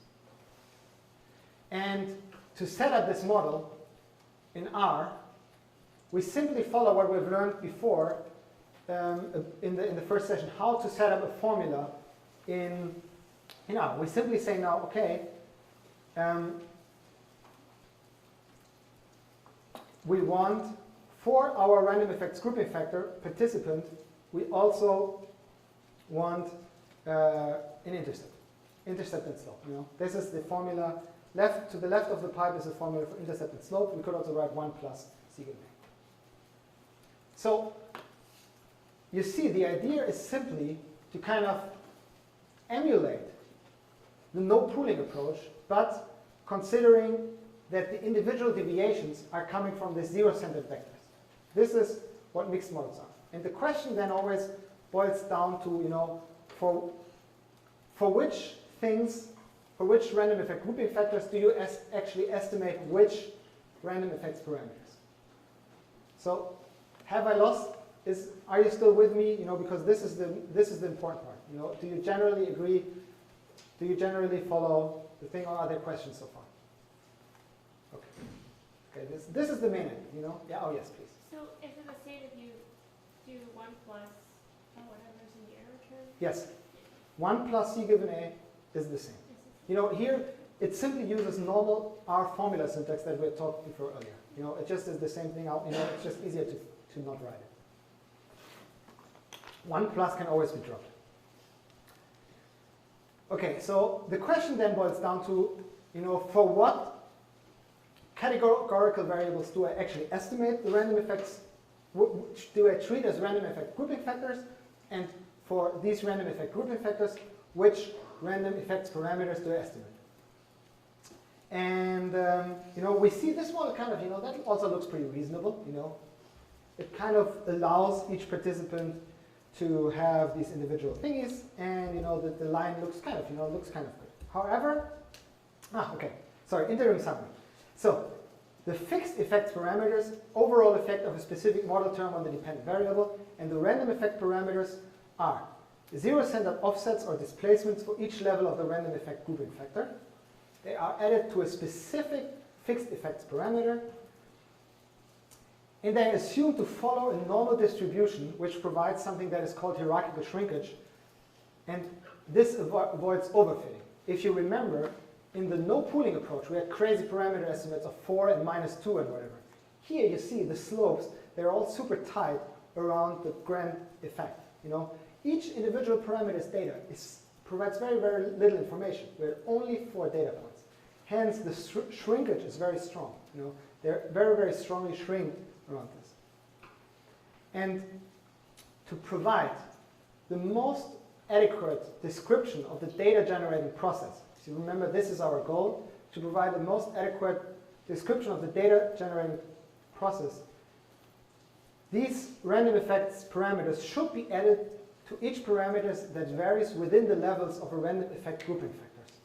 And that is a mouthful, and that is what we're going to talk about now, because this is kind of the crucial part to understand. So we should add random effects parameters for each factors that are crossed with the random effects grouping factors. This is kind of the thing, and you'll have to think about this a little bit in a second. Okay, so the notion here, and there was this very famous mixed modeling paper by Barr, Levy, Shepers, and Tilley that came out 2013 in JML that has been cited like 1,500 times since 2013. So everybody should strive to once in your life. You want to have this paper that is cited 1,500 times in 2 years or 3 years. But whatever.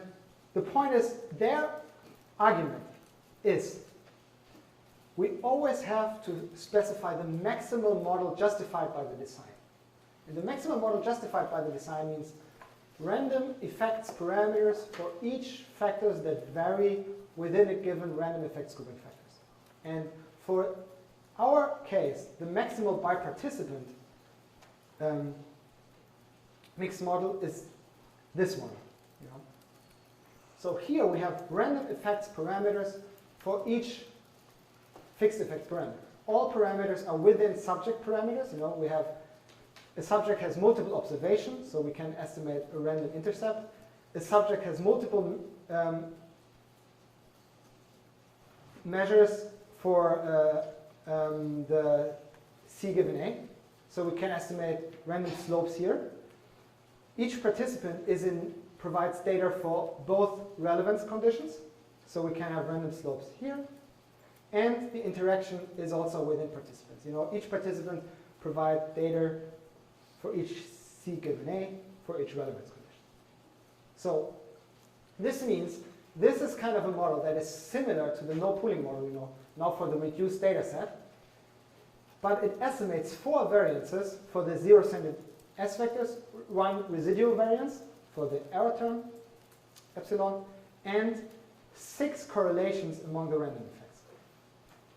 This is kind of the thing to keep in mind. Whenever, here's the model given. So for each thing, for each random effects parameter that is given on the left side of the pipe, like for each combination of 2, you estimate 2 random effects grouping parameters. And this means if you have k random effect parameters, in this case we have 4, you have k times k minus 1 divided by 2 correlations. So the number of correlations is usually what drives the number of parameters and makes the models difficult to converge. They increase very, very strongly, and this can often lead to problems. Especially with complicated random effect design, the correlation parameters dominate the number of parameters, and they are notoriously difficult to estimate. To estimate the correlation among these things is just a tricky business. And we see this here already in this example. So first of all, let's have a look what the output is. So we fit this model. This is the maximum model. We see it has, because all effects here are within subject effects, we have the same structure as the random effect structure that we have for the fixed effect structure. And we could now use summary, but the output didn't fit here. So if you run summary, it will look slightly different, get more output. I'll just look at the important parts. So the first output, the first part of the summary output for mixed model gives you information about the random effect parameters. So you see for each random effect parameter the standard deviation, in the normal summary output the variance, and here the correlation among all random effects terms. Oh, we have 6. One is here hidden. I'm sorry. Just noticed this. And no, behind this thing. And yeah, you see this, the 5 variance parameters for the random vector, the residual variance, and you also see the fixed effect estimates down here. This is the regression estimates as we've known before. They are kind of similar-ish, to the estimates we've seen. So there are 2 things to note here. The first thing to notice, in contrast to standard LM output, we do not see p-values for the regression parameters in LMER models. This is kind of generally considered difficult. Like, this is a problem because usually we want to make statistical inference using hypothesis testing. That's not easily possible because the standard output doesn't give this. There are good reasons for this. We'll see, alternative approaches in a minute. Another thing to see here is that that looks a little bit weird. Why is that here? That's kind of, I don't know, like I think when one looks at this, why do all the random effects line cross at the same point? I found this weird, and the reason is, I think what the reason is that we have here a correlation of -1. So it is always a good idea, like the main issue when fitting these kind of models is you have to kind of balance the desire of having the maximal model, which you should have to accurately present the data generating process, with convergence constraint given by what you can actually estimate from the data. And if a model does not converge successfully, one way that is indicated usually, one way that could be indicated, there could be warnings. Those of you who have used LMER, there are oftentimes warnings that kind of indicate some convergence problem. But one relatively sure tell sign for models that has convergence problems is if the correlation is at the boundary of the space. That indicates that the random effects matrix is not fully identified or degenerate. So here, this -1 is the correlation of the interaction with the intercept, and that kind of seems to drive that they all end up in the same place. The way the interaction goes up, the intercept goes down, and that kind of leads to this weird thing. We'll come back to this later. Just to already set the mind on where the general problem is.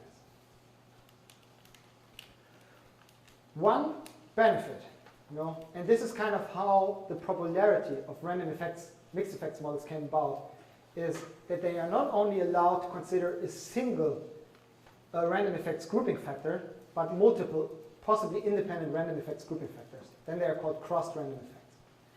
So far, we only considered participant as a random effect grouping factor. And we've discussed why this allows us to estimate the full random model for the participant random effects term. So we can estimate random intercept and random slopes for all factors. But in our design, participant is only one source of stochastic variability. So the participants in this experiment, we had a number of different vignettes. We had these 12 different vignettes. And each participant saw one of the vignettes randomly in one of the chosen conditions. So each vignette, we had each condition existed for each vignette.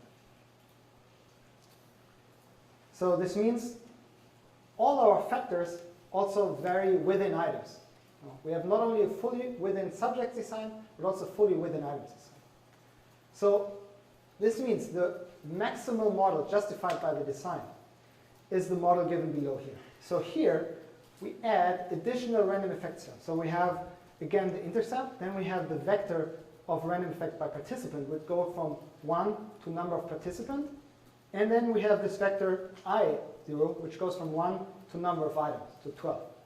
So each participant, so for each data point, the regression equation is a combination of the fixed effects and the combination of, which data point, what is the participant identifier and what is the item identifier. And we do this for each regression parameter. So each regression parameter here is adjuncted by 2 of those zero-centered offsets. Once the participant effect, the item effect, participant effect, item effect, participant effect, item effect. And this means the full model is given, by this formula.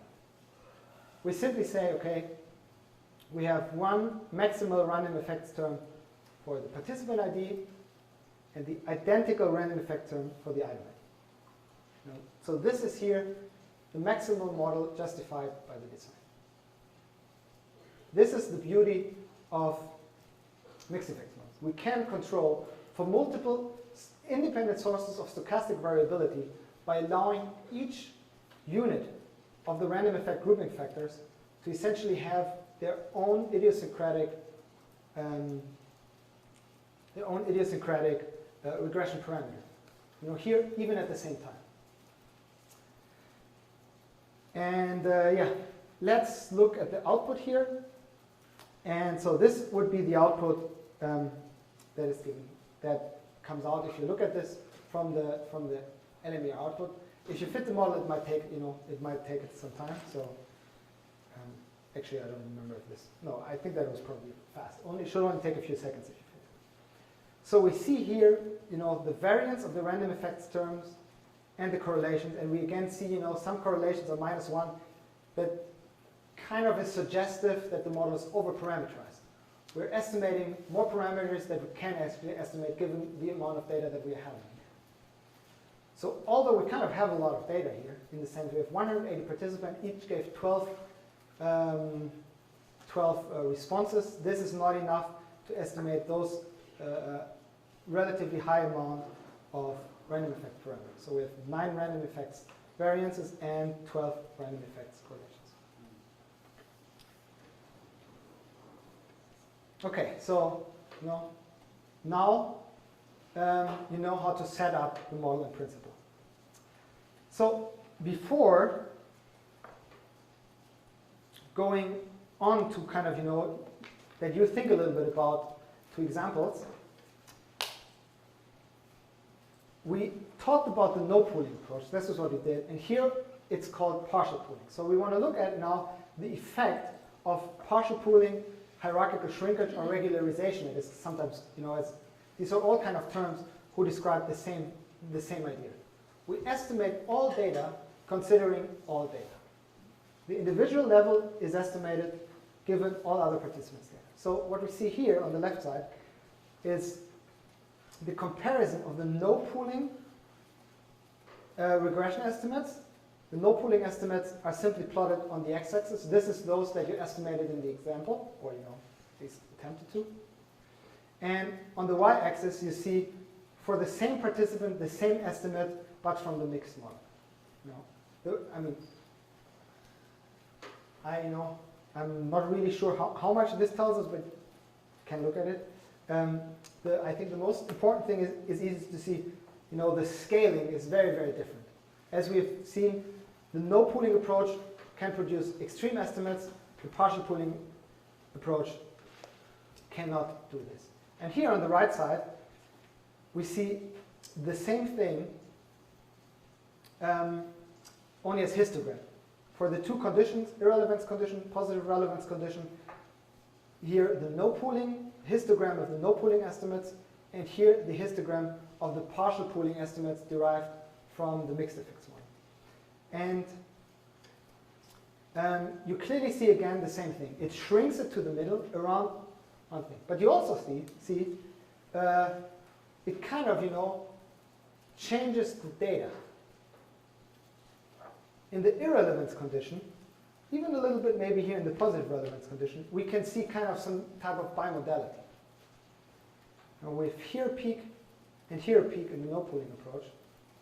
And if we look at the partial pooling approach, there is no really such peak. The way in which we can model this data is by adding assumption. We're adding the assumption that the regression parameters come, the individual level parameters come from a normal distribution. Here, they kind of come from a bimodal distribution. They appear to come from a bimodal distribution. If we force it on the, if we force the individual level, the normal assumption on it, we see that it kind of a little bit changes the way the model actually predicts the data. And yeah. So the point here is that if the individual effects can be assumed to come from one normal distribution, then the partial pooling approach provides the better estimates than no pooling, even on the individual level, at least on average. And like in the statistical world, this is kind of one of the most important insights, from the last, 50 years or so. So in all branches of statistics, different applied branches, this insight has appeared at some point and has a lot of different names. So the first, in the kind of mathematical statistical community that came up with this there's Stein's phenomenon and the Jaynes-Stein estimation. And there is a great chapter in this Efron and Hasty book that talk about this. So in the beginning, people were kind of, statisticians couldn't believe, how can your individual level estimates get better if you consider other people's data? How can my estimate of a specific parameter get better if I consider the data of the other participants? People were like really opposed to this idea. It feels non-intuitive. Why does it work? But it is because on the individual level, we always have a lot of random noise. And if we consider the aggregated data of all the participants, the individual level noise, can get partialed out. We rely on the other people's data to partial out the individual level data. This is the general idea. And this is more generally known as regularization. A lot of modern statistical methods rely on the same idea. We need to regulate. Individual level data is just noisy. And we kind of, we need to force our models to not over-interpret individual level data. So rich regression, the lasso, penalized least square, penalized likelihood, all these terms. Hierarchical Bayesian modeling, they all take this as their starting point. Individual level data is just too noisy. We need to consider other data or other things that regulate our parameter estimates down. And so this is the important insight, and this is what mixed models allow us. We buy the assumption of normality, and this gives us better estimate on the individual level, at least on average. It means if you have outliers, their performance is not. If you have real outliers, their performance is, the predictive performance for outliers is hampered, but the predictive performance for all other data is better if we consider the partial point. So this is kind of the, the important theoretical insight to take here. So, and just as I was preparing this the talk like 3 days ago, a new blog post came out from Tristan Marr, and he kind of made this graphics. And he had a lot less data, so it looked a little bit better. But what we can see here is, if we can look precisely, the green dot is the complete pooling estimate, so the fixed effect estimate, and the red dots are the no pooling estimates, and they kind of have an error to one corresponding blue dot, which is the partial pooling estimate. So this kind of shows this effect of hierarchical shrinkage. How the individual level parameters, how mixed models allow us to kind of shrink towards the thing. So, and this approach, whenever you have like big data or large data, this is really an important insight to keep in mind when doing statistical modeling. How can I get better estimation, better prediction by considering other data that is kind of similar, that I can use kind of to improve my estimates. Okay, so so far we've talked about two different types of random effects. So break here. two different types of random effects. So, any questions so far? No? Good. Then, let's go on. So we have talked about the simplest model in the beginning was the single random effects model.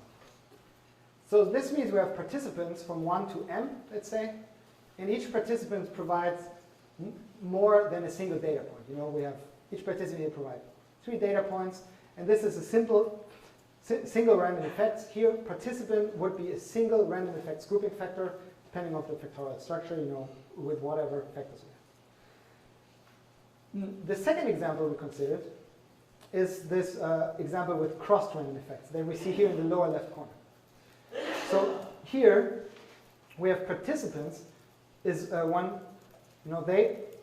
each participant provides multiple data points, but we also have items, and each item appears here completely crossed within each participant. So this is the crossed random effect with participants and items.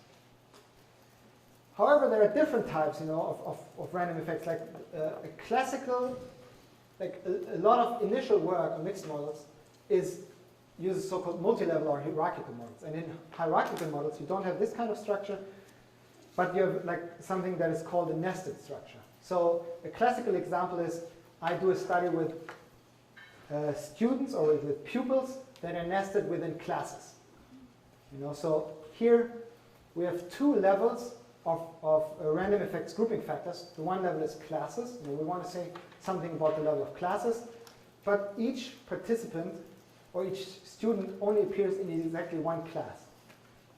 The students are nested in classes. So older packages, for example, the NLME package, they are really built more for this kind of nested structure. They are not very well built for cross-random effects. Only the modern implementation can deal with the cross-sections. A lot of stuff that you see, kind of older literature, usually deals with this nested structure and has certain things to say. However, the general conceptual framework that I explained to you is still the same. We can only estimate for random effects random intercept or random slopes. This is all it does. If you have a model with nested random effects, you estimate random intercepts. If you just have one data point, you just estimate just one factor or whatever. You just estimate random intercept for participants, and in addition to this, random intercept for group, for example, in this hierarchical structure. There is no other way these models can deal with this. We can only add these zero-centered offsets to individual regression parameters.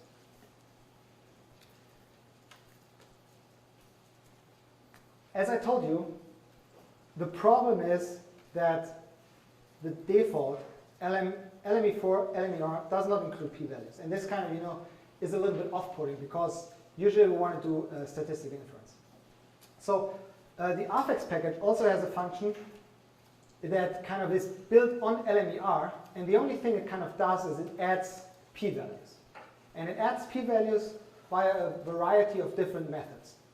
So you call it like LMER, but it uses different methods to calculate p-values. And you can run this now here. If you are there, you can run this. It should be very quick. These are the different 4 methods. I mean, not the last one. The last one is very slow. That's why I commented it out. So the first method is the so-called Kenworth-Roger approximation. So what the Kenworth-Roger approximation does, it only works for linear mixed models, is it kind of estimates the denominator degrees of freedom. So you cannot get an F-test, like an ANOVA F-test. And it is generally considered to provide the best protection against anti-conservative results. So it is, it controls the best for type 1 errors. Unfortunately, it requires a lot of working memory for your computer, RAM. And the more complicated your random effect structure gets, the more likely it is to fail, because it just requires a lot of RAM.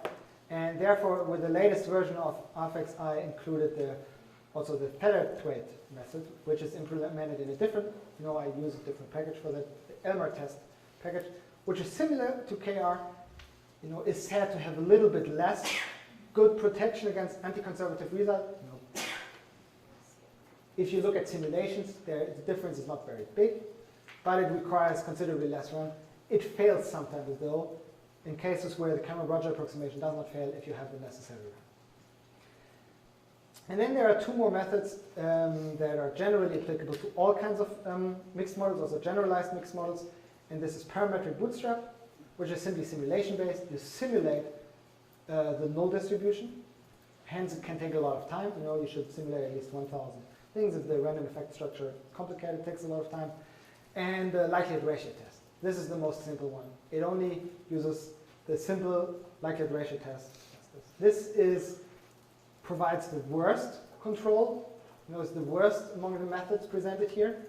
You know, it's most likely to get significant effects, although the null hypothesis is actually true, but can be used if all else fail or if you just have a lot of data. If each random effects grouping factor have like a lot of levels, let's say over 50 or so, then there is usually little to gain from using the other methods. If you have run this code, you will see that for the example data, they basically all give the same output. You know, there's like, for this example data, they all agree. You know, we have considerable amount of data, so kind of, you know, there is not, and the pattern in the result is clear. If you plot the data, you kind of already see what's in there, so there is not much there. It can differ, though, depending on your data set. Okay, so the most important thing is, you know, if you're a beginner with mixed models, the most important question is how do you specify the random effect structure? And I've said this before, and I've said this again. The main insight from this famous bar et al. Paper is that if you omit a random effects parameter for a model term which varies within the levels of a random effects grouping factor, and for which, in fact, random variability exists, so for which the random effects for this factor, if the random effects grouping levels actually vary, omitting such a random slope, that leads again to non-independent error terms and anti-conservative results. So, you know, the type 1 errors of your model may increase dramatically. And the only safeguard against this is to use the maximum model justified by the design. So this is kind of, you know, if you write a paper, this is somewhere in your paper you have to say something about the maximum model justified by the design. You either say, we used this, or you say, we tried it, it failed, and then we reduced the random effect structure. But this is kind of the starting point.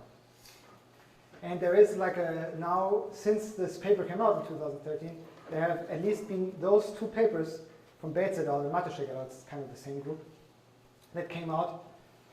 And yeah, it's like most of the authors are the same on this paper. And they make the point that kind of this general advice to use the maximum model, this is bad advice. It's, you know, it's a difficult question. It's one of those things, it really depends on your data. Like saying it's a generally bad advice, I don't know, it sounds like a generally good advice. So the main point from this kind of discussion, and it's interesting papers, it's good to look at it, is that if the maximum model is over-parameterized or contains kind of degenerate estimates, or singular fits as it's called, like our -1 correlation, the power of the maximum model can be severely reduced. And in this case, a reduced model should be used. Okay, so to sum up what I've told you so far. So to run a mixed model analysis, you first have to identify the desired fixed effect structure. Then you have to identify the random effects grouping factors. And then you have to identify which factor terms vary within the levels of each random effects grouping factor. This will give you the maximum model. And then you have to choose the method for calculating the p-values and fit the maximum model with the chosen method. So this is the general approach. And if the maximum model shows critical convergence warnings, and what means a critical convergence warning is again one of those things, you know, I would like to give you more definitive insight into this, but it is, you know, depends. It depends. And my chapter on this topic, you know, if you read this, this will talk more about this in detail. You should reduce the random effect structure. And the general approach, and this is one of the insights from the Bates et al. 2015 paper. By the way, Bates is the author of the LME4 package, the original author, is that you should start by removing the correlation among the random effects parameters. This is usually the first thing. As I showed you, if your number of random slopes increases, the number of random effects correlation parameters increases drastically, and hence it's a good idea to remove them at first. And then, if the model still show problem, remove the random effects parameter for the highest order effects with the lowest variance, and so forth. It can also sometimes help to try different optimizers. There are a different set of, algorithms that can optimize the likelihood equation for this model, and this is also explained in my chapter. And in any case, it is a good idea to compare the p-values and the fixed effect estimates, especially the p-values, across the different models. Sometimes you really see there is basically two structures that you have. Kind of p-values for overparameterized models differ clearly from the models that are more reasonable, and then kind of it doesn't really change that much until you go only maybe to the fixed effects, to the random intercepts only model, to kind of see, the models should kind of converge to an inferential solution. One thing is the suppressing correlations among random effects. That's not easy. Like, it is in principle easy, but kind of not easy. So LME4 Elmer allows suppressing the correlation among random effects using double bar notation, double pipe notation. This is one of the things they offered. However, this only works for numerical variables. So if you use LMER and have categorical variables, you cannot use the double bar notation. That's one of the things. It is exactly because of the things we discussed earlier with categorical variables, because they become transformed into via the model matrix, and then LMER does something really weird. It you really don't do it. That's the take-home message. So what I added to afex is the possibility to do this if you set the expand underscore RE, expand random effects argument, if you set it to true. If you set this argument to true, you can use the double bar notation as done here for the example model, and the correlations will simply be suppressed. Now you see this here. This is the model, the maximal participant model we discussed earlier, or I showed you earlier. And the only difference is that it's the same call. Expand underscore RE is true, and we use the double bar notation. You see now that the output only has the standard deviation estimates, but not the correlation among the random effects terms. And it doesn't. For this data set, the inference is so strong that it doesn't really obviously it's kind of the same thing. But you also see, if we look now at the plots of the random effects estimate, they don't show this weird thing that they all converge at the same point. That was kind of, I found this really off-putting, and we see it is not here anymore, and we kind of see, here really there is a higher variability in the random effect estimate. This model kind of looks somewhat reasonable now, I would say, in describing this data. I mean, it still is not able to predict this bimodality here, that we have some participants who are very strong, and some participants zero, but this is just a fact of the normality assumptions we are buying here. Okay, so now I want to use 5 minutes for you to think about what the maximal model for two data sets is. And I want you to open the exercise 2 thing. And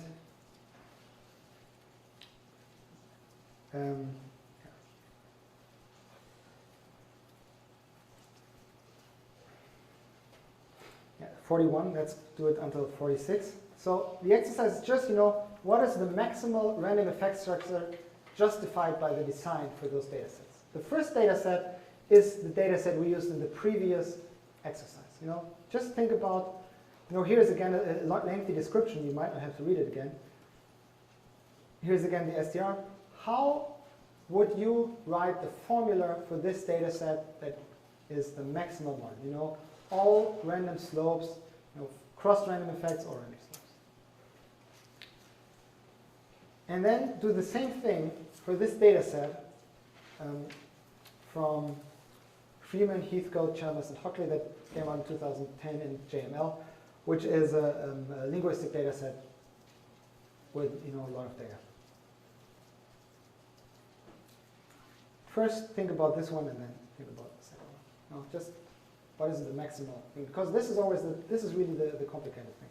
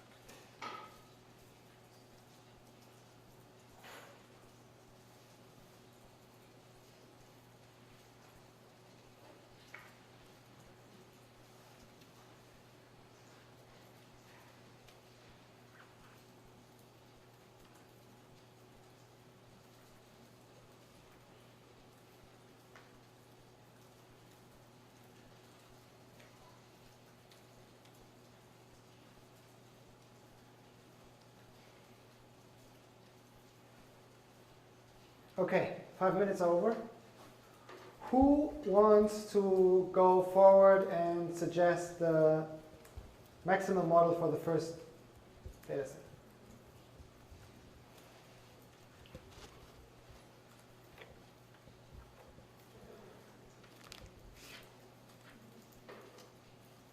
Yes. Don't be shy.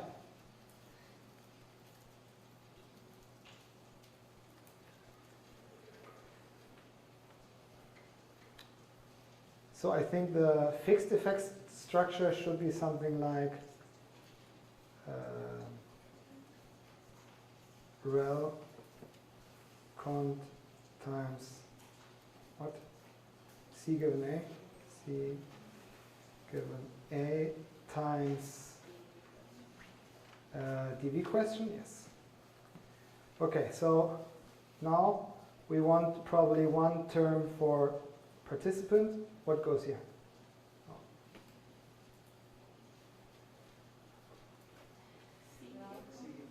C given A, that's good. And?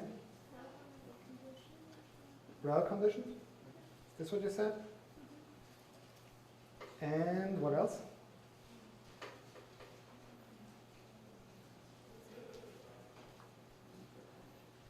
Nothing. Yep, because the only other factor dv question is a between subject factor, hence no random slopes for dv question. Okay, good. So then we also want a random effect term for IID, and what do we have here? What was this, C given A? And? Relcond? And something else? And dv question, yes, because dv question varies within items, but not within participants. You know, and this is kind of, this is the difficult conceptual thing. You always have to think about, okay, what varies within items, what varies within participant. You know, each item has both types of, you know, each item appears across participants in both, for both dv questions. You know, that's the thing. Okay, this is the thing. You have, for thinking about what is a within item effect, you have to ignore the participant. You know, just forget about participant, just think about, okay, do the levels of the factor vary within the item? Okay? Okay, now let's go to the second. I mean, you know, sorry for, you know, just throwing in something totally new. And so what do we have here? We have stimulus with task stimulus density and frequency and length as fixed effects. Task stimulus frequency length and something else as fixed effects. Density, frequency, density. Okay. Okay. So for the participant term, what do we have as, sorry that this is kind of, you know. All of the within subject. Which are? Stimulus, frequency, length, and density. Stimulus, frequency, length, and density. Yep, but not task. Task is in between subject factor. And now we also want, you know, it's cross-random effect. We have item. What do we have for item?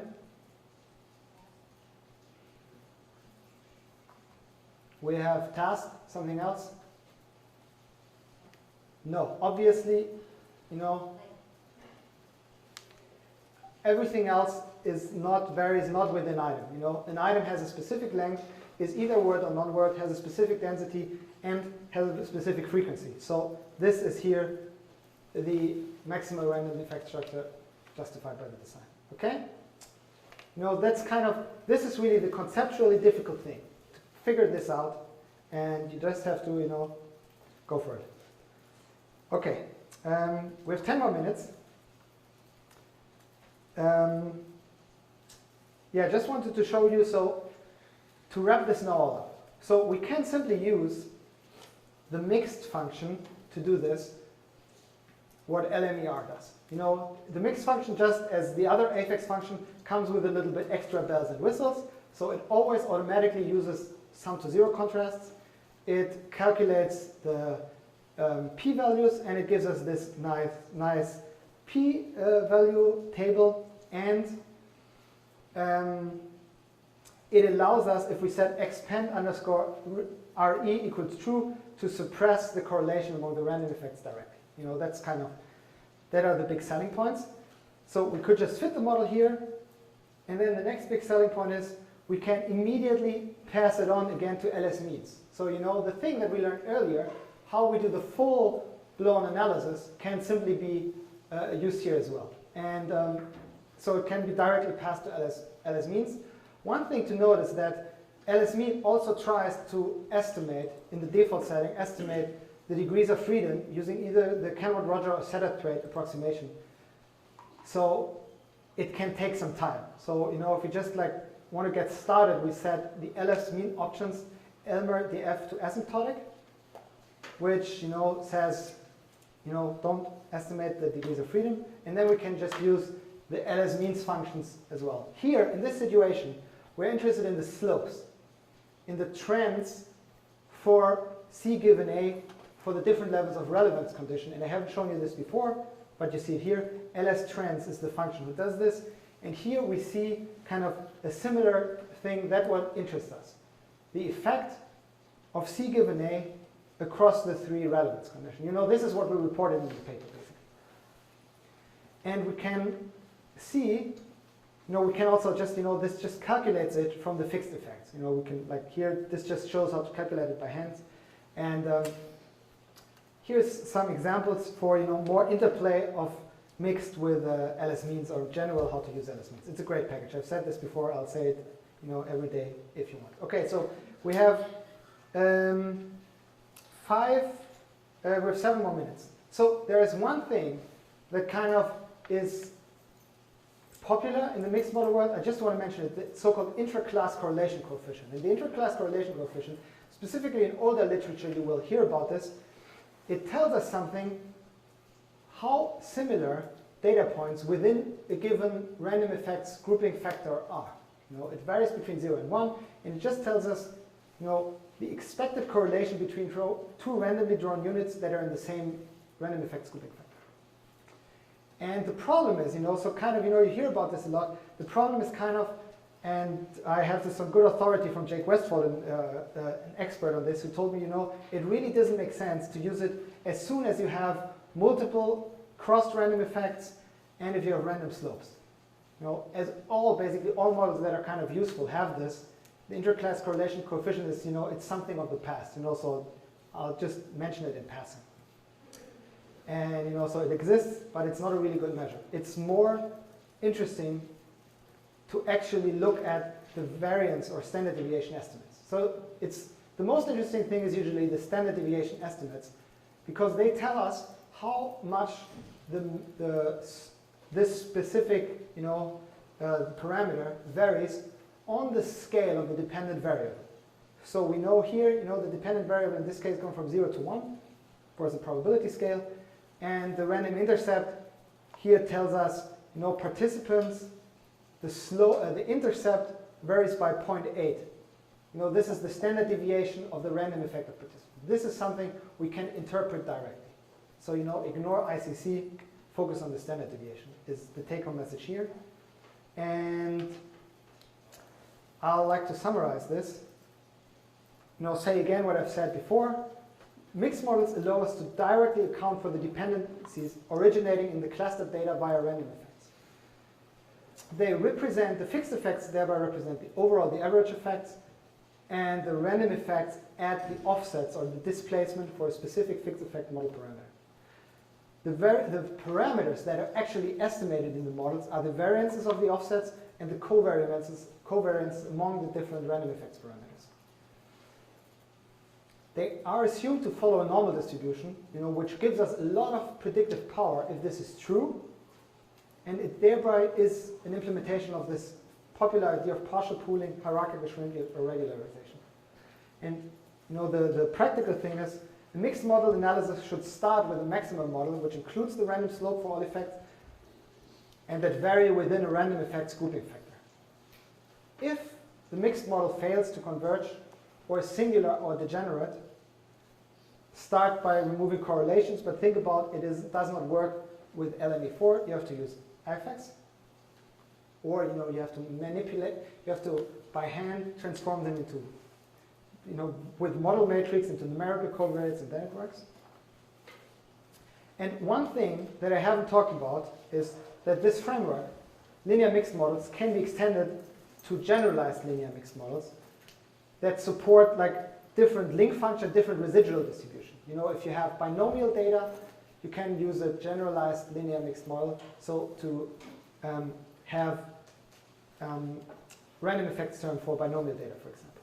And some Bayesian estimation is possible, and I really, really want to say Arm is totally a great package. Look at that. And it works very well. In Bayesian estimation, convergence problems are very, very less likely to appear. You have more, it is like over-parameterized models simply will have a correlation estimate of 0 there. That's usually what happens there. Because of the regularization that is provided additionally by the priors. You have an additional step of regularization. However, the problem with Bayesian models currently is kind of how to do hypothesis testing and statistical inference. So if you have more factors with more than 2 levels, it's kind of not clear. And if you want to go beyond mixed models, there is a class of models called generalized additive mixed models that also allow random effects that are nonlinear. For example, to account for time. You can estimate for the random effects grouping factors splines that can vary across functions. So you can have arbitrary functions as random effects. This is kind of the next cool thing I haven't thought about. Yes, and yeah, here's the literature that I talked about. And so most of the thing I've talked about is directly based on this chapter of mine that I've written together with David Cannon that will come out in like an edited volume, and you can download it here. So it will basically talk about all this that I talked about in more detail. So to revisit this, I think that's a good idea. And I think my time is over.